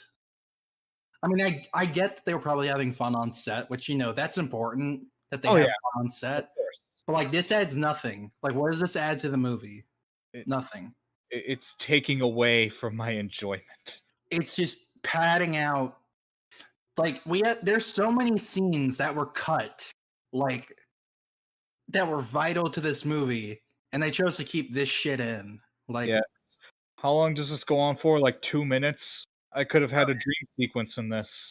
Could have had a dream sequence. We could have had like kind of scene with Spidey stopping crime with the black suit. We could have had more development with Eddie. Like it. I could have had Jameson. I could have had more anything other. We could do an entire episode about all the deleted scenes from this movie because there's a shit ton. Yeah. Like, to the point where it's like I wouldn't doubt if it was like they edited it like down to the 0th hour. Oh yeah. Like at the 11th hour. Oh yeah, no, totally. All I know is now I want eggs or an omelet or something. I had eggs a long time ago, and like I was like, oh, they're not bad. And then I never had them again, and I'm like, maybe I should have them because they're like a good source of protein and like actually nutritious. Eggs are good for you. Yeah, If they're made like if I add them with some salt, like the white people spice, then It really is Now this is fucked up. This is legit fucked up. wrong. Like, Like I understand you're mad at Peter for kissing Gwen, but this is just wrong. also does Harry even know that they're dating? Like does No, he knows. then Harry's not in the wrong here, in my opinion. He's not entirely in the wrong. Not entirely in the wrong, because he's still high school. He's mentally high school Harry right now. Yeah, exactly. He's mentally a teenager right now. Because So he's like 5 years of his life. Yeah. Eye off the ball. I love that it looks like the painting yells at him. Avenge me! Avenge me! It's like the mirror in the Matrix.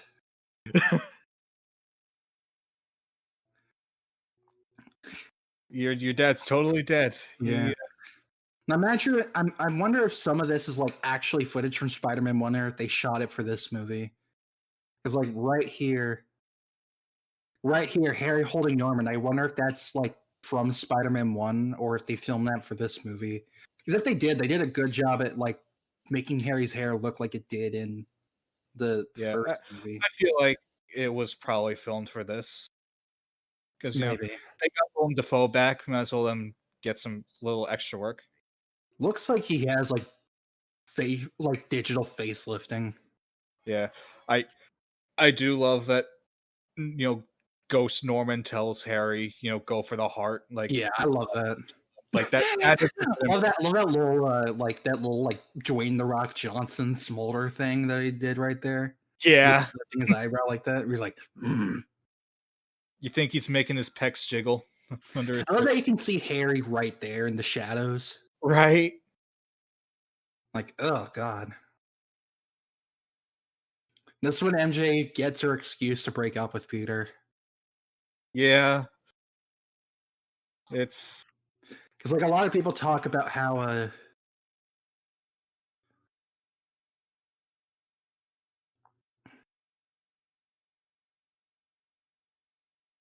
and I get to break up with him finally. Not talk about my own problems and his. Yeah, no. We can both go about our lives without ever growing as people. Yeah, no. I'm not gonna tell my superhero boyfriend that our best friend who went crazy is a supervillain again.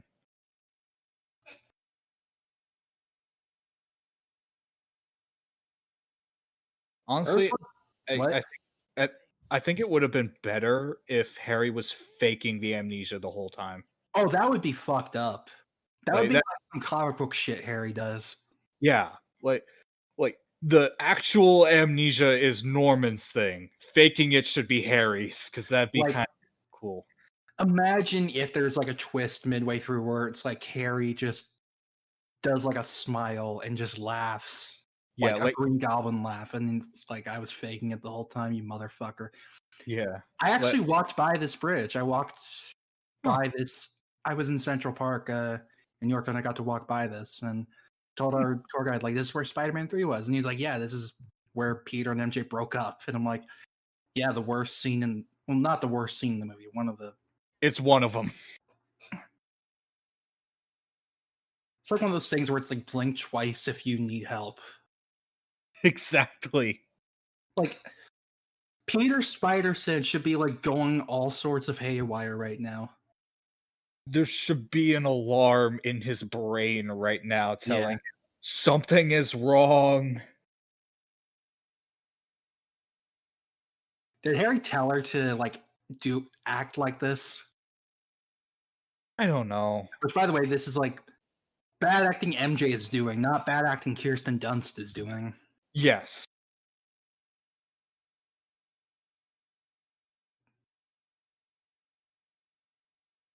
Yeah, it is not that simple, but that's why you talk it out. That's why. Yeah, Peter, that's why. Oh, now this is, this is just stupid. That's just You don't pull that like a card. You don't. I've cocked you, Peter. Norman from Beyond the Grave. Just like your old man. Oh no. In another timeline. Oh fuck. Do you think MJ actually felt bad about seeing that? The ring, I mean. Oh yeah, no. She definitely felt like, oh damn it. I could have had a life with him. Now I'm throwing it all away for literally no fucking reason except I forgot he's Spider-Man and I kind of just don't want to talk about my problems. Yep. By the way, in the editor's cut, this scene takes place after the Daily Bugle scene where he like fucks up Eddie. Like what happens is that after this scene, Peter goes back to his apartment and he's like angsting, and then he finds a suit, and then he goes to the chest and the suit is breathing, and it's like really creepy. And, like, yeah. And that's why in that scene he's wearing like the costume from the Central Park thing and not this one. Huh. Because it was supposed to be that way, but I guess they thought it wouldn't work well for pacing. But I think it adds to his slow. Yeah, I guess they want to follow up. Yeah, I don't know. It makes his descent into like being a dick a lot better because it's like in his lowest moment, the symbiote reaches out to him, and then he does that thing, and then goes to this, and I don't know.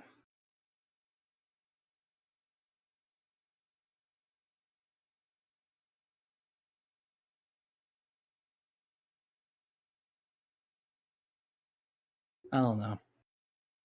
This scene is literally from a soap opera, though. Oh, totally.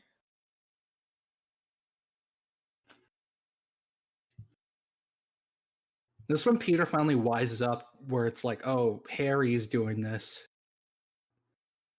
But he still doesn't know, like, even after the fight, that Harry threatened MJ. Like, I don't know.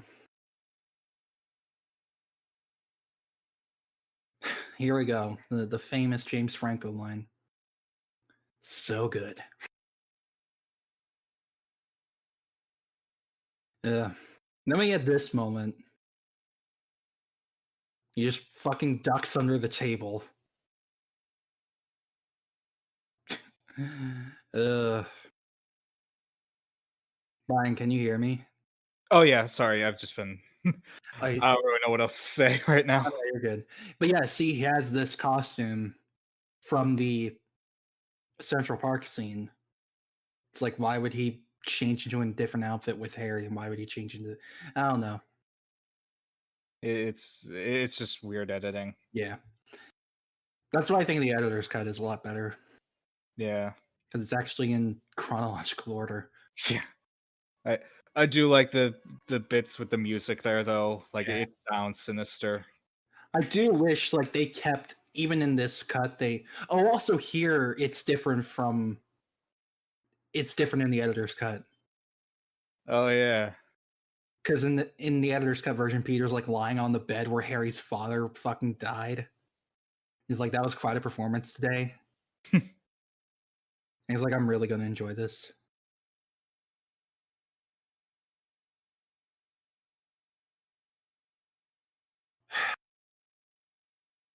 Why did Peter make the choice to just like wear his clothes over his black suit? I guess so that people don't see Spider-Man going into. But I mean, specifically to Harry, like. Well, yeah, but like in case anyone sees him like swing in. I don't know. It's just weird. Shit, that's deep in there. Oh yeah, no, that was. I forgot he had that on under the coat, under the shirt. Oh my god. And then he just immediately chops them off. Right. Oh, that was from the Comic-Con trailer, I remember. Just, ugh. I do like this fight scene, though. It's nice. But it's one of those things where I'm like, it'd be a lot cooler if they were in their costumes. Right? It's like Dark Phoenix, where it's like there's cool fight scenes, but like they're not in their costumes. It just looks dumb. Everyone's wearing black and gray and brown. Yeah. Here's the third curse word. Let's go now. I'm gonna kick your little ass. Ooh. I love that.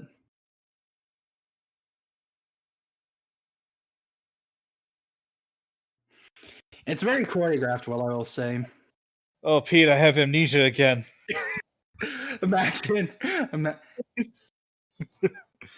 Breaks the fucking mirror again. God damn it, Harry! I told you. That thing's worth $30,000. That was a weird shot. Yeah. Hoverboard, go crazy. Yeah. Go crazy, go stupid, Hoverboard, go burr.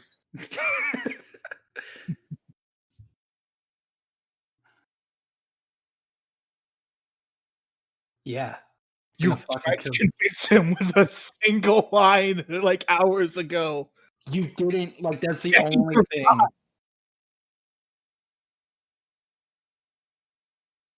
Peter spitting straight facts. I do like this line, though. Oh, yeah. I love that. It's cheesy, but in, like, a good way. Yeah. Like, this whole, like, up to this point, I'm like, okay, the emo stuff is kind of weird, but Peter's still, like, still, angry and a dick. Yeah. Oh, this is cool, though. Oh, yeah. And then he's only, like, a tiny bit scarred. Which is bullshit. Yeah, no, it barely looks like a scar. It just looks like he's bruised, so his face is swollen. Peter kills an alien symbiote and Eddie Brock with one fucking pumpkin bomb, and then James Franco just gets a bit fucked up. Yeah. To where he still looks kind of attractive. Yeah. Man, now that I've like taken classes about this stuff, that is the money is so photoshopped into his hand. Oh, no, like literally anybody with a brain would see that. Even in 2007, be like, this is clearly photoshopped. Yeah, like as a kid, I couldn't really notice because it looked like a picture to me, so I couldn't really tell. But now that this is a publisher, that is so fake it hurts. It's a newspaper company that specializes in this stuff. How can they not tell that it's photoshopped? I mean, I guess Jameson like wants to believe it, so he's like, "Oh, okay." I was about to say because Jameson, he probably pushed for it like as soon as possible. Yeah, like, he asked questions. Listen, looks very. I wonder if Peter's like, Peter, you okay? You got corona. Why do you have chest pain so much? You're trash, Brock.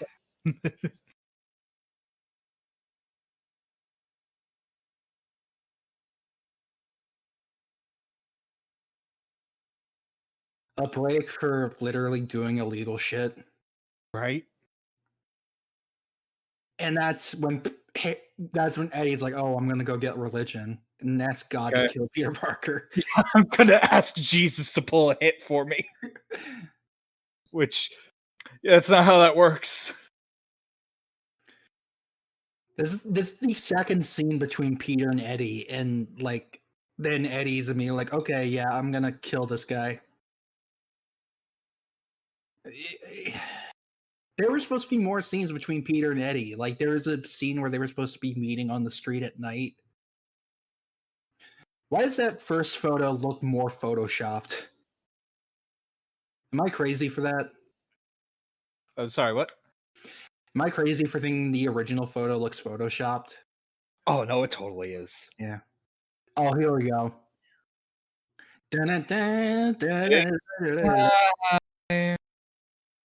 Oh my god. Yeah, this is what we all wanted from Spider-Man 3, right? Getting the black suit storyline, this is what we all wanted. Am I right? Ugh.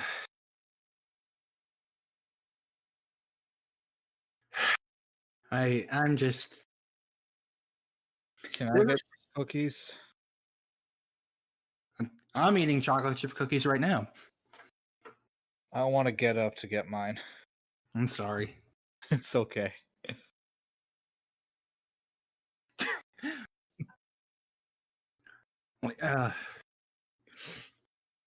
Wouldn't Connors like know immediately that this thing isn't terrestrial?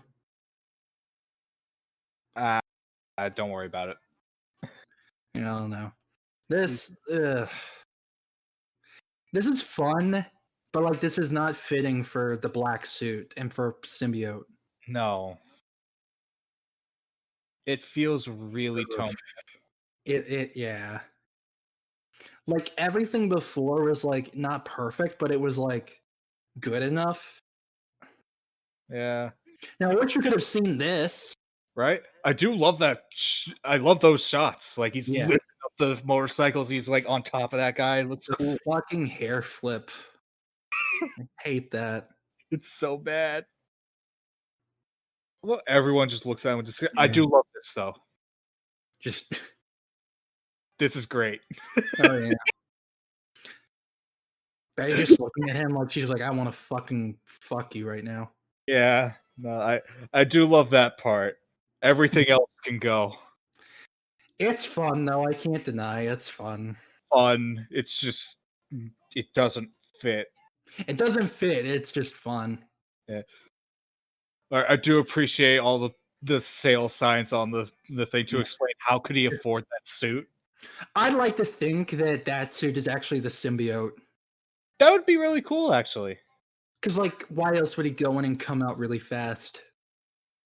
Yeah, true.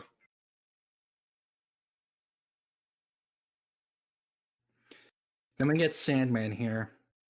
I don't know why you're still in the movie. You were missing for the entire second act, man. Like, what the fuck are you doing back here?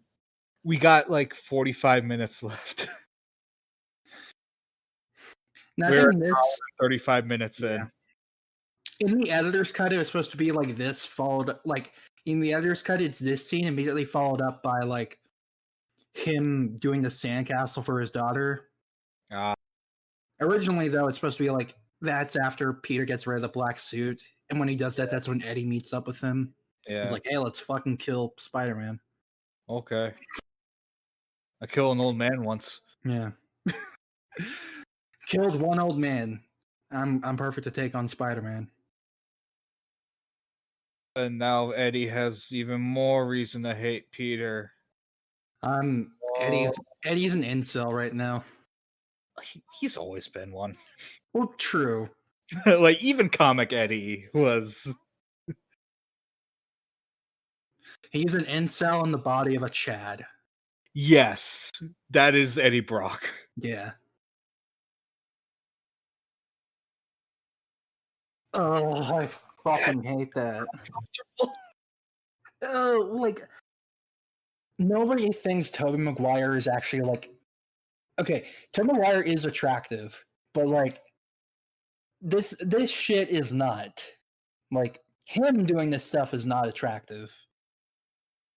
You know what I mean? Yeah, no, it's weird. Yeah. I would go on my tangent about how this is fucked up because he intentionally went here. But he is corrupted by the symbiote right now. Yeah, that's true. Like he's being an asshole on purpose now. Yeah. But you know, I wish earlier in the movie he wasn't an asshole before he got the symbiote. No, it's fine. It's the change doesn't feel that big. No, it really doesn't. Oh boy, here we fucking go. Yep. It's the best scene of the movie. Does the symbiote teach him how to play piano? I don't know. Like, one of its former hosts before it came to Earth was a professional piano player? Oh, I don't know. This is cool. This is fun, but this is not. In a Spider-Man movie. A Spider-Man movie about Peter becoming fucked up from something making him aggressive. Yeah, no, this is stupid. Like this is just, I don't know. There is really no way to explain this. This is just stupid. Yeah. No, it is not. It is not hot, lady. It is not hot. Attractive thing I've ever seen in my life. In real life, this man will be thrown out on his ass minute 1. He'd be like, okay, you're trying way too fucking hard. Get the fuck out. Nobody wants you here. Get off the stage. You interrupted the band. Like, this shit does not happen except in musicals. Yeah. By the way, this is the shortest dance ever. Right? They twirl around for like a couple seconds, and that was it. Yeah. I remember seeing this in the trailer. I was like, what the fuck is this? Right? Why is everybody so fucking obsessed with Peter and getting on his dick? I don't understand. Right? And I think that's the end of Gwen in the whole movie. Well, she shows up at the funeral even though she doesn't know Harry at all. She was supposed to be in like the final battle, like as a bystander, I guess. But yeah, that's it for Gwen. Good. Many things. Many things. You literally fucking broke up with me for no reason. It's not justifying Peter. It's just like, you know.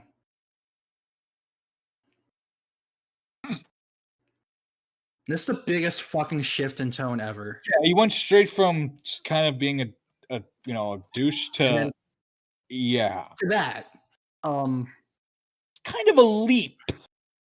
I don't. That was not fucking necessary. No.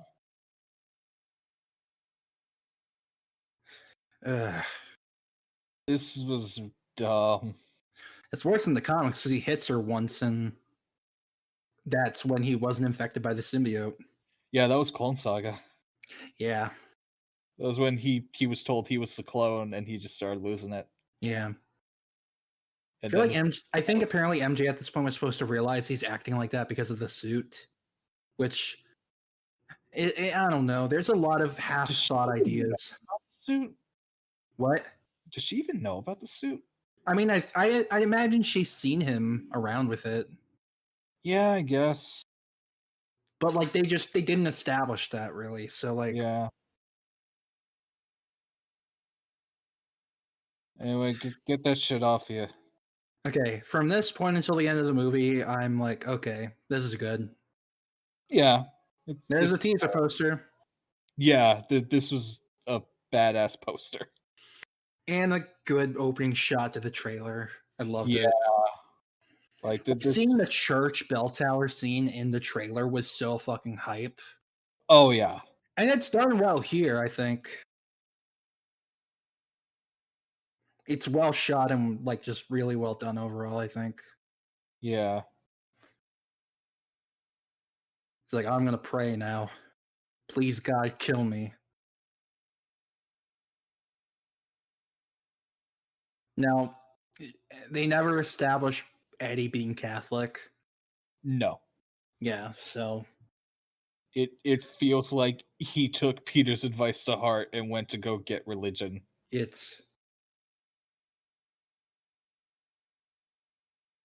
there's just so many big fucking leaps in this movie in terms of character.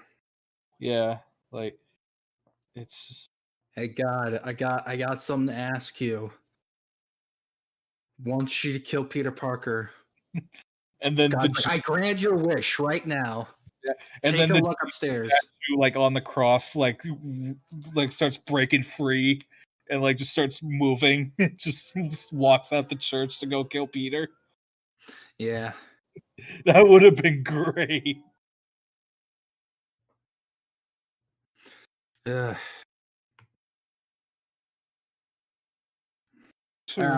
Why does he go to the church? I have no fucking clue. Okay, so it's not because he knows he'll get rid of it. It's just it's where he went. My mouse has disappeared on my computer for some reason, so. Oh, that's always fun. Yeah.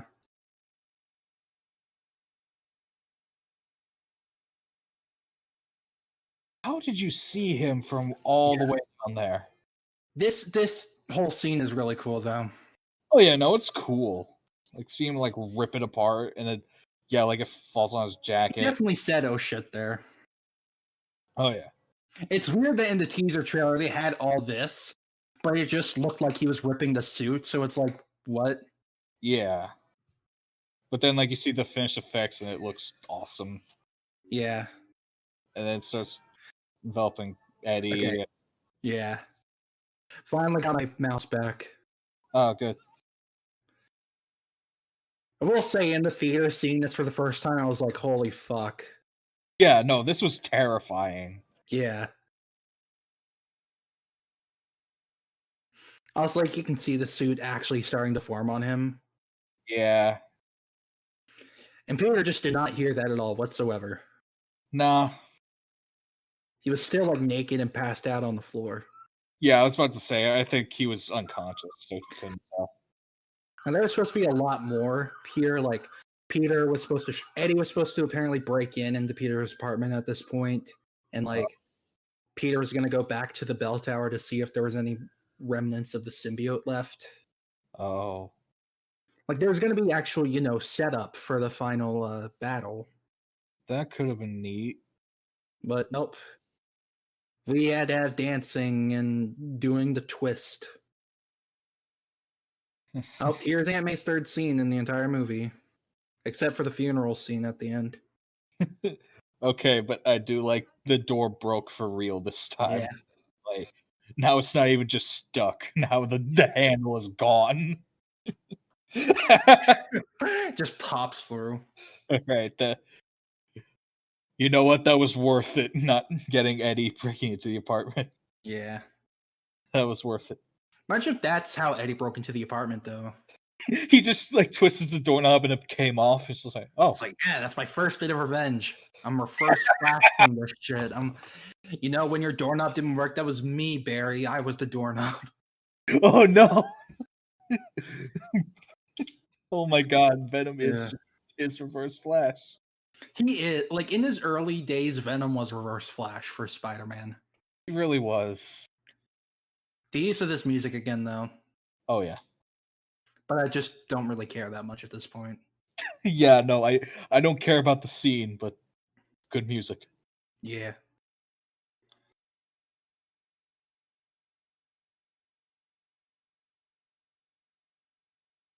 I smacked her across the face. I sent her like flying. I literally sent her flying like 3 feet across the room. And no one knows I'm Spider-Man. It's a miracle. It's a miracle. Oh, like emotionally? No, physically. I literally punched her in the face. I backhanded her. Yeah, no, I hurt her with my hand. It went across her face and she went back. Yeah. Was physically damaged. If anything, she hurt me emotionally. Yeah. Gamers rise up. And then he starts putting on the clown makeup. Yeah. Oh no.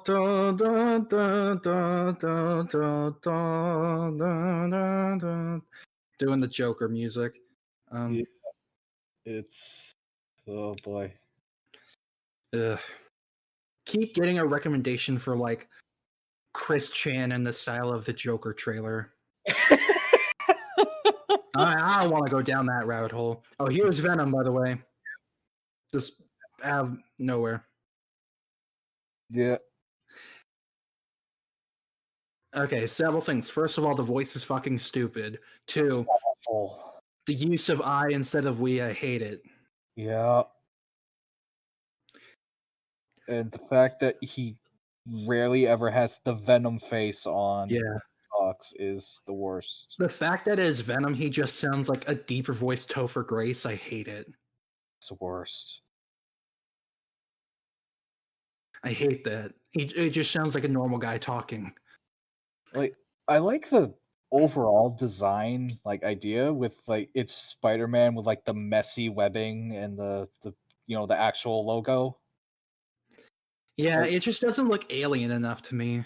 I think that's the problem with the black suit and Venom's design in the movie. It doesn't look ethereal enough. You know what I mean? Yeah. Like that is one thing that the new Venom movie definitely has over this one. Where like at least that Venom movie actually has him like saying we actually has like a alienish voice, and Yes. but Venom is still not a good movie. No. And that's going to be a fun commentary track when we do that. Oh yeah. Man, although the greatest day will be when we get to do Morbius. Oh boy. It's coming. In like a year. Someday.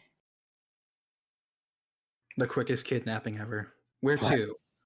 Oh. That fucking Hal Fishman. That is what a fucking name. That is a beautiful name. Hal Fishman. Anyway, fun fact. When they were making this movie, Sam Raimi told Kirsten Dunst, "Don't worry, you're not going to get kidnapped by the villains in the end this time." And then Sony was like, "Are you sure about that?" And then had to apologize to her. Yeah. Because Avi Arad said so. Because they believe that every final act had to have the damsel in distress. Yep. I'll say, when it's actually Venom tearing shit up, I'm like, oh, fuck, it's cool. Yeah, it's nice. I wish I got to see it and not through a news broadcast. Though. Yeah. But I will say, this is super satisfying. And him getting the red suit back. Yeah. Oh, yeah, I love this. Here until the end of the movie, I'm like totally on board. Like, yeah. I'm mostly on board for. Yeah. We got like one more really dumb thing coming up, but. Oh, no. Well, yeah, that. And then.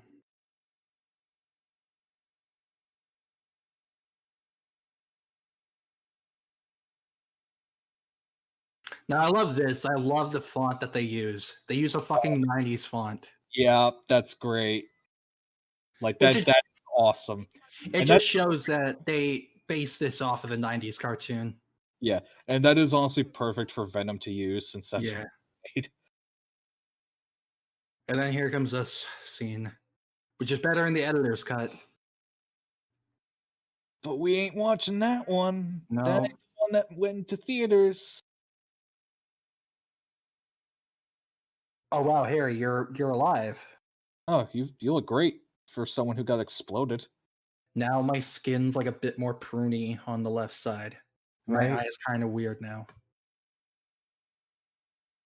Look, Pete, I'm like Two-Face. I'm all fucked up now. Harry, it's not that bad. No, you could like see my teeth in my mouth even when it's closed, and like you can see like a bit of brain. Harry, you're fine. Your eye's a bit milky though. That's weird. Like that's the worst. Eye's a little lazy right now. Yeah, lazy eye. It is. Should invest in a glass eye, Harry. Oh, here we fucking go. Here he is, Bernard.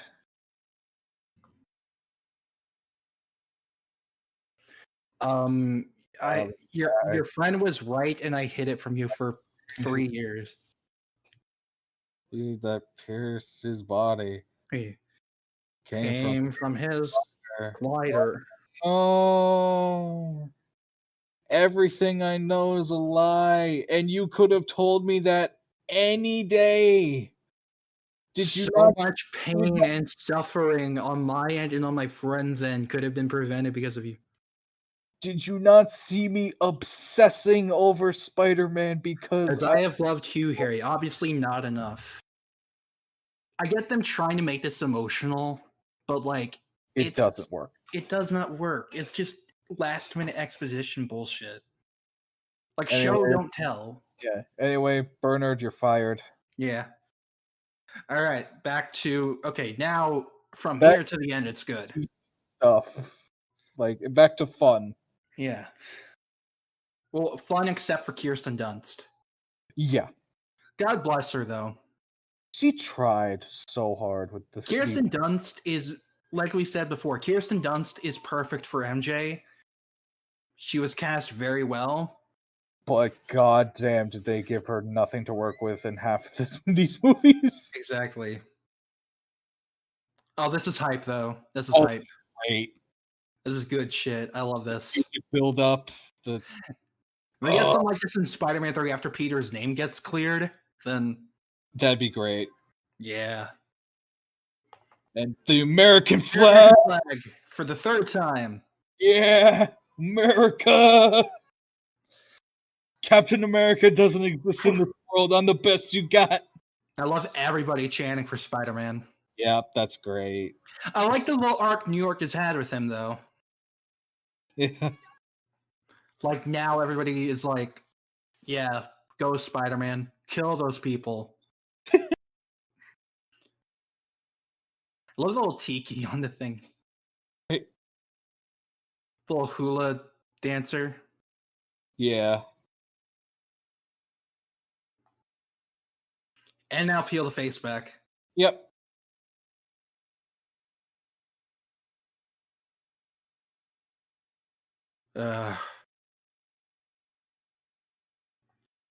This is our final villain. Yeah. Now the comedy is very 90s Venom, but like at the same time, honestly, I feel like 90s Venom had more dignity than this. Yeah. Just crushes his nuts. It looks like that. Now you know how Norman felt. I hate the sharp teeth because I'm like, God, the symbiote actually went in his mouth, so it's like inside him. It looks so dumb. It looks dumb, but at the same time, I'm just like, ugh. Yeah, it's gross and it's stupid. Remember what you did to me? Yeah, I exposed you for Photoshop because you were a dumbass. Yeah, I exposed your terrible Photoshop to your boss. Yeah. And, okay, I did take your girlfriend. That's valid. Imagine Peter looking at the suit and being like, why didn't I get that spider? Your girl that you stalked for like... Ugh. Well, no, those were all in deleted scenes. That doesn't count anymore. Okay, now back to good Venom. Yeah. Yay, MJ did something. She did something! And this is cool, though. Like, come on, this is cool. Awesome. Yeah. Like, I wanted to see this for so long, and when I was a kid, I was like, fuck yeah, this is my shit. I hate the noises Venom makes, but other than that, it's awesome. Oh, I hate his sounds. Yeah, like when it's just the symbiote, it's cool, but when it's Venom, it's wrong. Yeah. Like that's something Carnage would. That's what Carnage. That's more like Venom here is more like Carnage than he is Venom. Yeah. And honestly, you mentioned, in Predators how he was a serial killer and everything. I wouldn't mind Topher Grace's Cassidy. Yo, I never thought of that. They could have definitely cast him as Cletus Cassidy. It would have worked. That would have been the most meta thing ever if instead of Woody Harrelson, it was Topher Grace at the end of the two.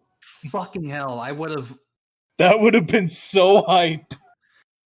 That would have made Venom a 10 out of 10 for me. Right? Sony, get Topher Grace back. What are you doing? Only in Spider-Verse. I will be okay with that. Like the Sony Pictures universe of Marvel characters must survive. The spunk. the spunk. Oh, we haven't talked about the Goop toys at all. We haven't talked about the Goo toys. Oh yeah. Damn it. For those of you who don't know, every Spider-Man 3 action figure came with a canister of goo or sand. Like it was for Spider-Man, it was like web ooze, which was a can of literally just like gray stuff. Yeah. It had Venom black ooze. For Sandman, it was just sand stuff, and then they had a thing of green ooze for Goblin for no reason.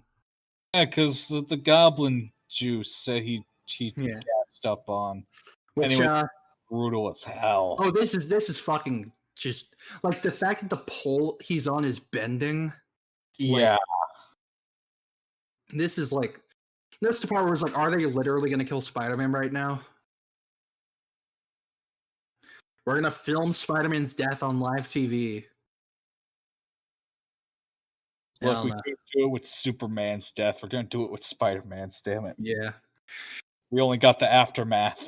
And that was the shot in the trailer. Yeah. God. Oh, here we go. Here we fucking go. Here we go. Yeah. The best part of the fucking movie. Hmm? Then the fucking zoom in. Yeah. Oh, I hate you, kids. Oh yeah. Sorry, Sam's kids. Yeah. Oh, here we go. Come we on, go. Harry. The theme. Kill those people, Harry. Yeah. So good. I hate your hoverboard glider, but this is so good. It's baller. The goblin theme is heroic. And then this fucking moment. Yeah. The theme. Oh my god. That's what you say when you see the web ooze from the toys. Yep. Yeah. The web ooze looks like cum. I'm sorry. Straight up. You posted that image of the Venom toy covered in it. It's they had to have known. Oh, they knew. But yeah, this shit is hype. Oh yeah, no, the rest of this fight is great. And I love it. He turns his arm into glass. Yeah, that's some good science shit. I love that. Breaks in. I was like, oh, that's cool. And you have JJ. I love this bit. I think that's with Sam Raimi's daughter. I like to think the guy behind him is Shocker because of his sleeves. Like he's got the yellow. Oh yeah, that's definitely a reference. I think I wouldn't be shocked. it looks like it. Yeah, that's definitely a reference. He's pretty old though. Yeah. Oh well.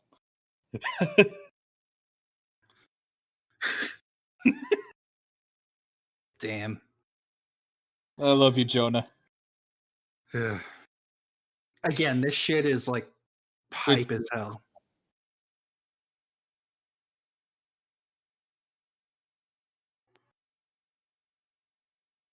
Ugh. God bless Kirsten Dunst, like I said earlier. She is trying very hard with what she has. In the bloopers, it has Sandman eating them. That's great. Them both on the hoverboard. I love it. I love this. What? What? Fuck. They calls him Buddy. Go, Buddy!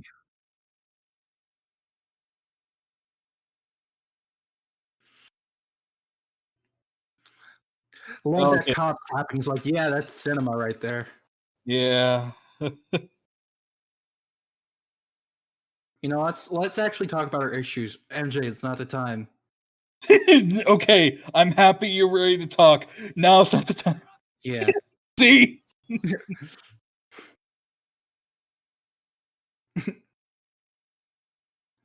Ugh. The scene coming up with Venom, though, I love. Oh, yeah. It's the closest we get to Sam Raimi flexing his horror shit. Yeah. No, it's great. And they should have done more of it. Kill that Sandman, Harry. Yeah. Missiles. I could have used these earlier, but I just decided not to. Fine. And now I'm crumbling somehow. Alright, I'm tired. I'm gonna take a nap. I'm gonna take a nap. BRB. Take over, Brock. Ugh. Yeah. Alright. If the roars were a lot better, this would be so fucking good. Yeah.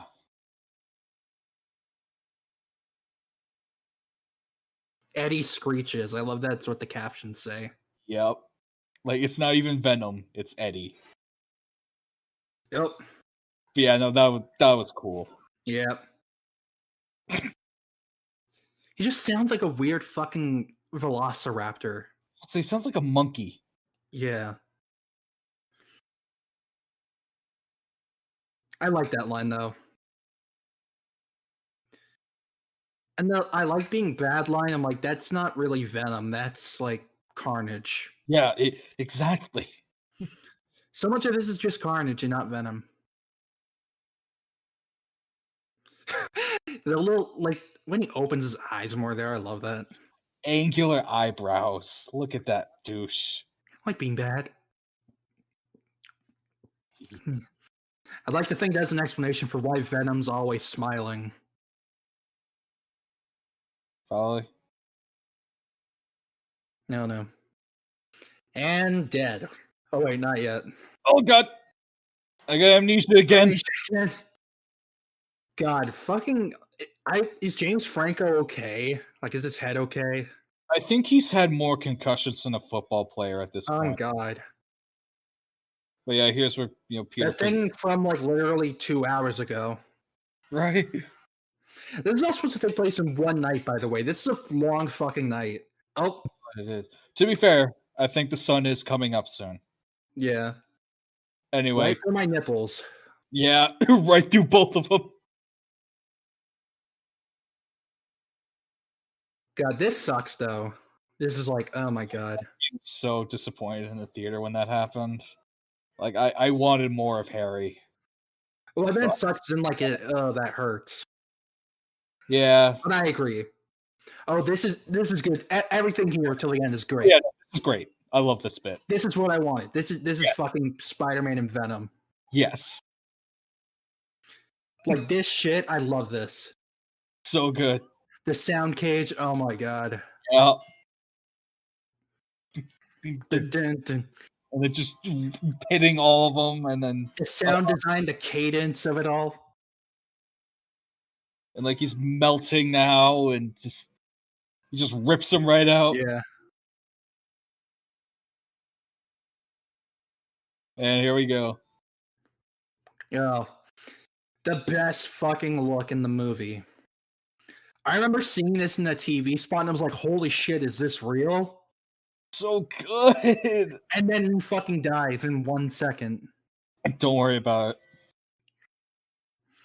To a fucking pumpkin bomb. Bye. And then Eddie dies like right on top of it. And the skeleton. Yeah, no, Eddie is dead.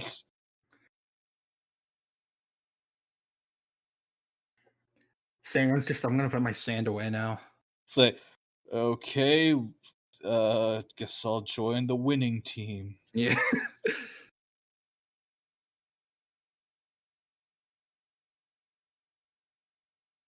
He's like, I've been pierced in my fucking heart. I've been pierced in my nipples. I'm gonna die. Let's say my nipples are gone. It's too late.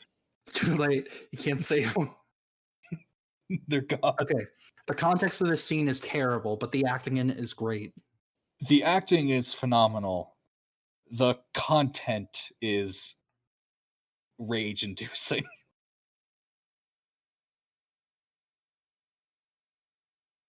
I like that this is the moment where it's like mask off. Like, just no like superhero. This is just we're talking now. Like, the context is dumb, but like you feel the emotion that Flint is going through, and like are great. The context of Flint's character is great. The context of the story is bad. Yes.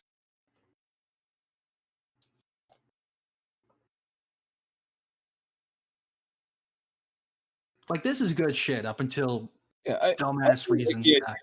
And just like trying to talk down the killer. Like, just why don't you just leave? Like, you don't gotta be bad. And Peter's like, yeah, that's exactly what Ben did. Exactly. Like, he was imagining like the worst case scenario, which is just, anyway.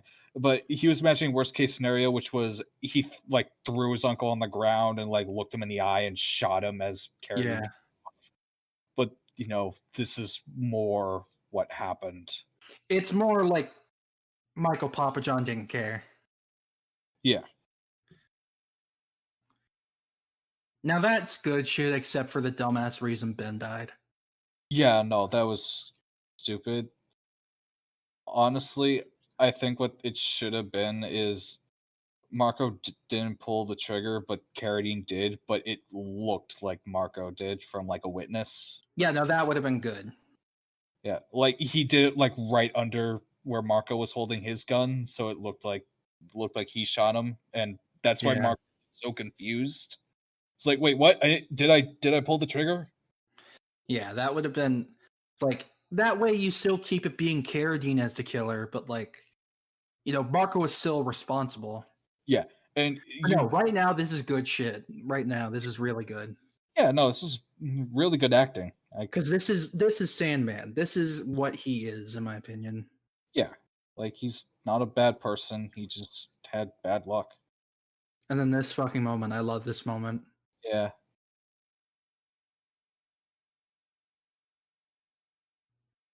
I'm gonna be quiet.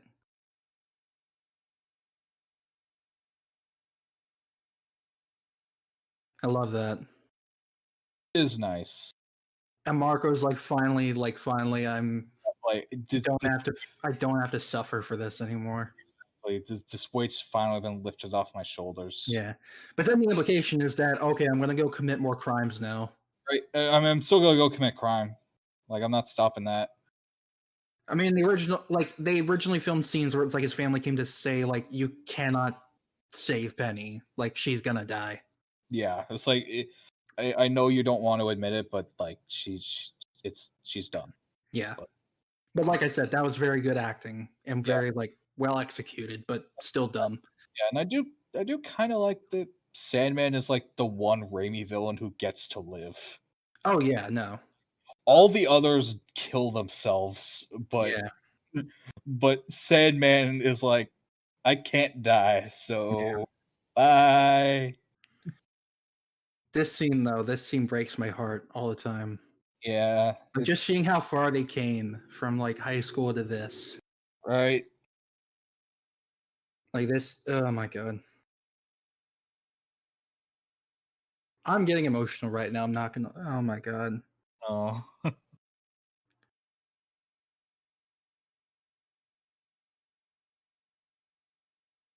Jesus fuck. This is so like, oh fuck. It's really sad. It is.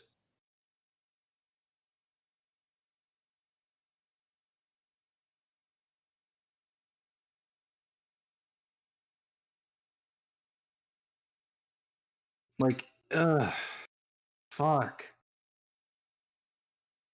This movie, like we said, is just a hodgepodge of things that are dumb and things that are so fucking good, like this. Yeah. And then we get the very abrupt ending. Yeah. No uplifting after that. It's just completely bittersweet. This is the end of the trilogy, guys. Aren't you happy? Still haven't talked about our problems. There's Gwen Stacy and James Cromwell there for some reason. Flash Thompson's in the background. Oh, is he? Somewhere. Hold on. He's right there behind MJ. Yeah. That's nice. They brought him back at least. Yeah.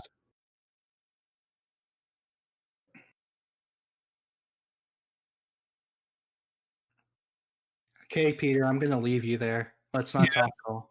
All right, half of your monologue, Pete. I gotta go. Now, I swear when I was in the theater, I thought it ended there.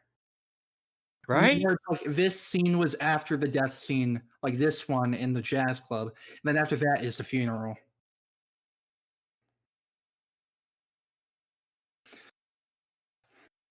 I have mixed feelings on this scene, to be honest. It's like, it's just bittersweet, but not in like the best way. Yeah. It's just bittersweet, like to an annoying extent. Yeah.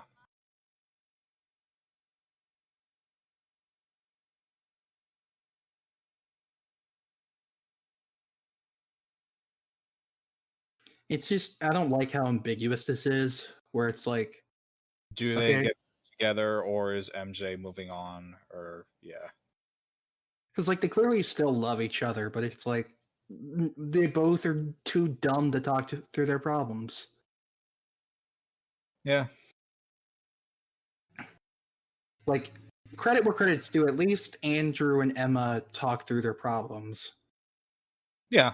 No, they feel much more like a regular couple than any of them. Yeah, and Peter and MJ are like open books to each other all the time in the comics, so it's like that's why it's just like this is just, I don't know. Now, this could still be in the movie, but it's like more. I wanted more after this because it just ends like right here. Like a final swing or just final confirmation of what happens between them. Right? It's just. And no progress was made. We both are still idiots. The end.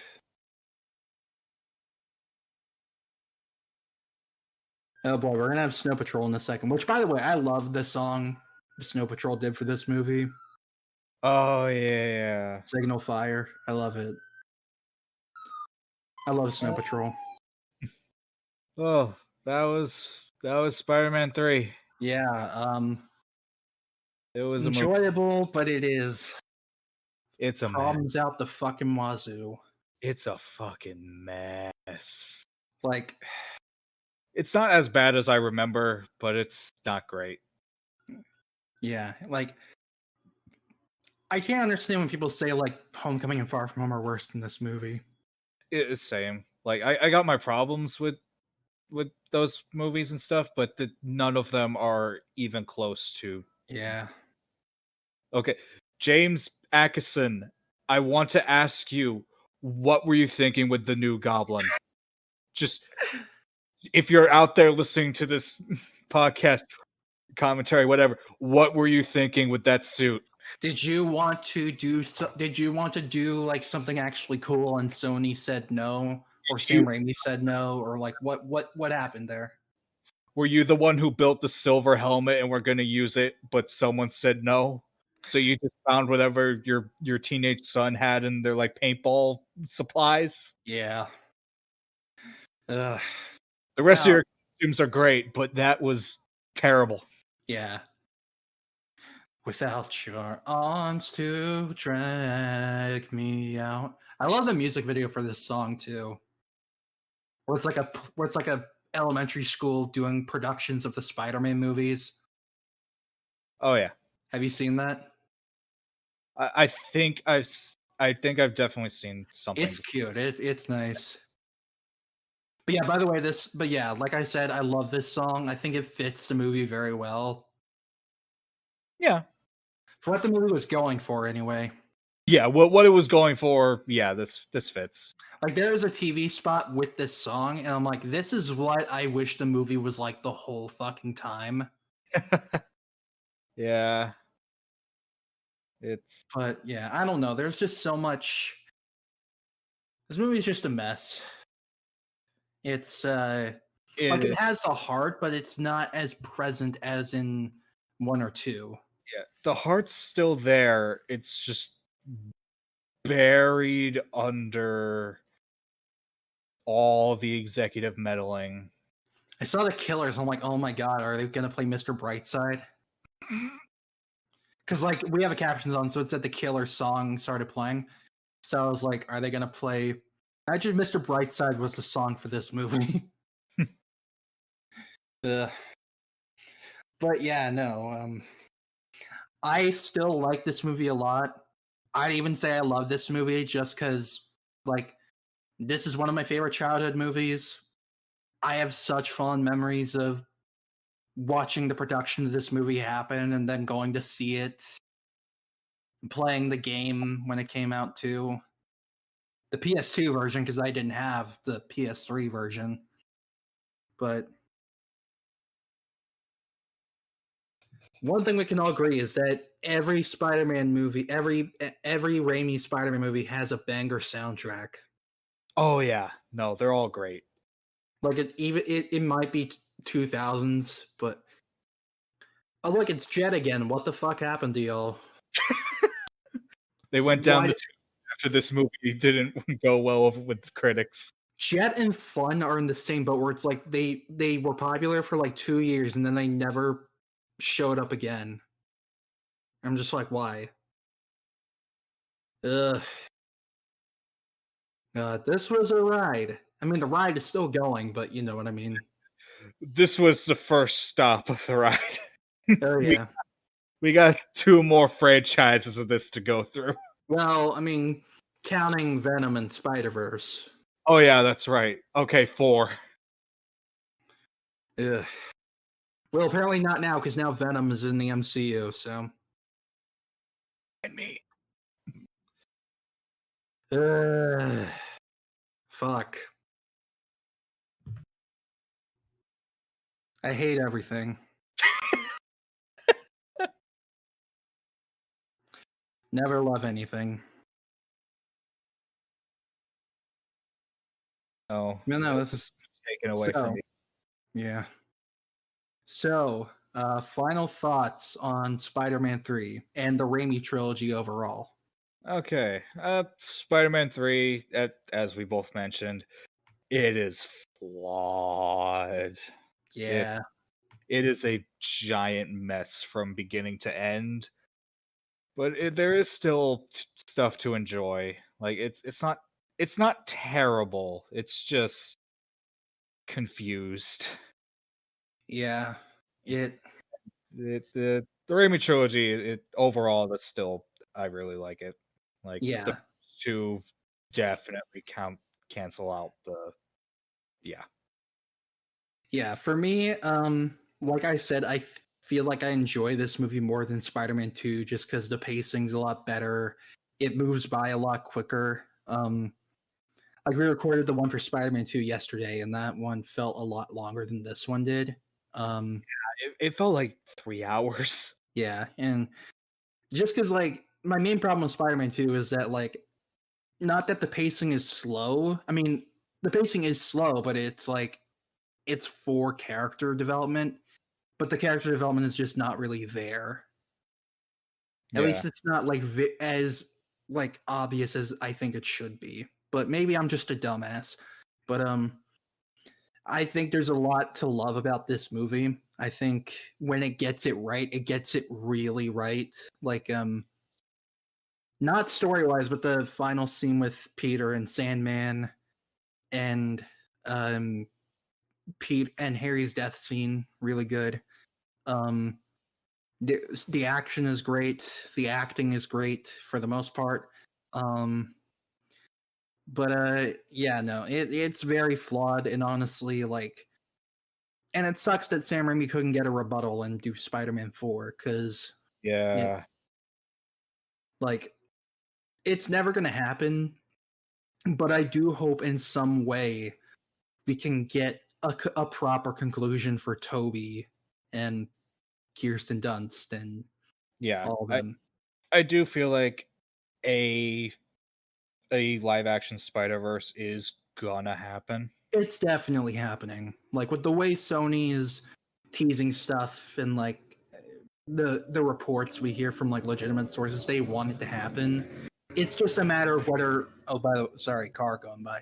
It's just a matter of whether or not Toby and Andrew agree to return, because Toby wasn't really burned. He just walked out because he didn't want to not work with Sam Raimi. Yeah. But Andrew was fucked over big time. So like Sony would have to like give huge apology checks to both of them. And that's something Sony probably does not want to do. But regardless, like Spider-Man 4 is never going to happen. No. It sucks, but it's never going to happen. By the way, today is when Spider-Man 4 would have come out 9 years ago. Yeah. Thanks, Sony. Where's that Metal Gear Solid 3 clip? Which one? There's a guy in Metal Gear Solid 3 called The Pain, and I've seen that clip. Says the pain over and over again. The pain. It's the best. But yeah, no. Go play Metal Gear 3, people. It's great. Yeah. I do hope that somehow, some way, we get a proper conclusion for Toby in some way, shape, or form, because he deserves it. Oh, totally. Because it sucks that, you know, this is how it ended for him and Kirsten Dunst and everybody. Yeah. Overall, as a trilogy, I love this trilogy. It set the groundwork for what would come. Like without the Spider-Man trilogy, there would have been no MCU at all whatsoever. The superhero movies as we know them today would not be anywhere near the same. Yeah, the death of cinema would not have come if it weren't for the death of cinema. That was the one thing keeping theaters alive, and mull on that, everybody. But I love the Raimi trilogy, even with all its flaws that I have and my grievances that I have with it. I love it. Now, we move on to the Amazing Spider-Man duology. In my opinion, Amazing Spider-Man is a better movie than Spider-Man 3, but only by a hair. Yeah. Amazing Spider-Man 2 is the worst one. It's the worst Spider-Man movie overall. I thought they only made one Amazing Spider-Man. What are you talking about? Oh, well. Oh no. I found this file that says Amazing Spider-Man 2. Maybe maybe it'll show us what happened. We'll see. Well, that'll be fun. No. Yeah. All right. Well, any last words you have, Brian, before we sign off? Pain. All my homies know is pain. I've had fun doing these so far. Glad we have our own commentary tracks of this trilogy out now. So, once again, thank you guys so much for joining us. Once again, my name is Alec, and I'm one of your hosts. You can follow me at _the_smart_Alec on Twitter. And I'm Brian, the other one. You can follow me at Red Overview on Twitter. Well, we'll figure it out soon enough. It's whatever. If you want to follow our podcast, I know what I do. Oh, they know. He's not just the little sidekick I have tag along here. But if you want to follow our podcast on Twitter, you can go to @LOTE_podcast. If you want to follow on Comics Ground on Twitter, you can go to @OnComicsGround. And if you go to our website, we post daily reviews, news, editorials, and all that jazz. Ugh. Sorry. So once again, thank you guys so much for joining us. We have, let me count on my hand, 1, 2, 3, 4, 5, 6 more movies to go. Oh, fuck. We're a third of the way there. So once again, thank you guys so much for tuning in. We'll see you all with Amazing Spider-Man. Bye. Bye.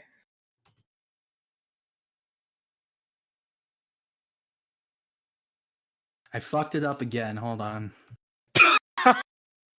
Second episode in a row I've done this. I typed this when my cursor was gone because I didn't know if I would be able to do it by the end, but okay, give me a sec. Once again, thank you all so much for joining. We will see you all with Amazing Spider-Man. Bye. Bye.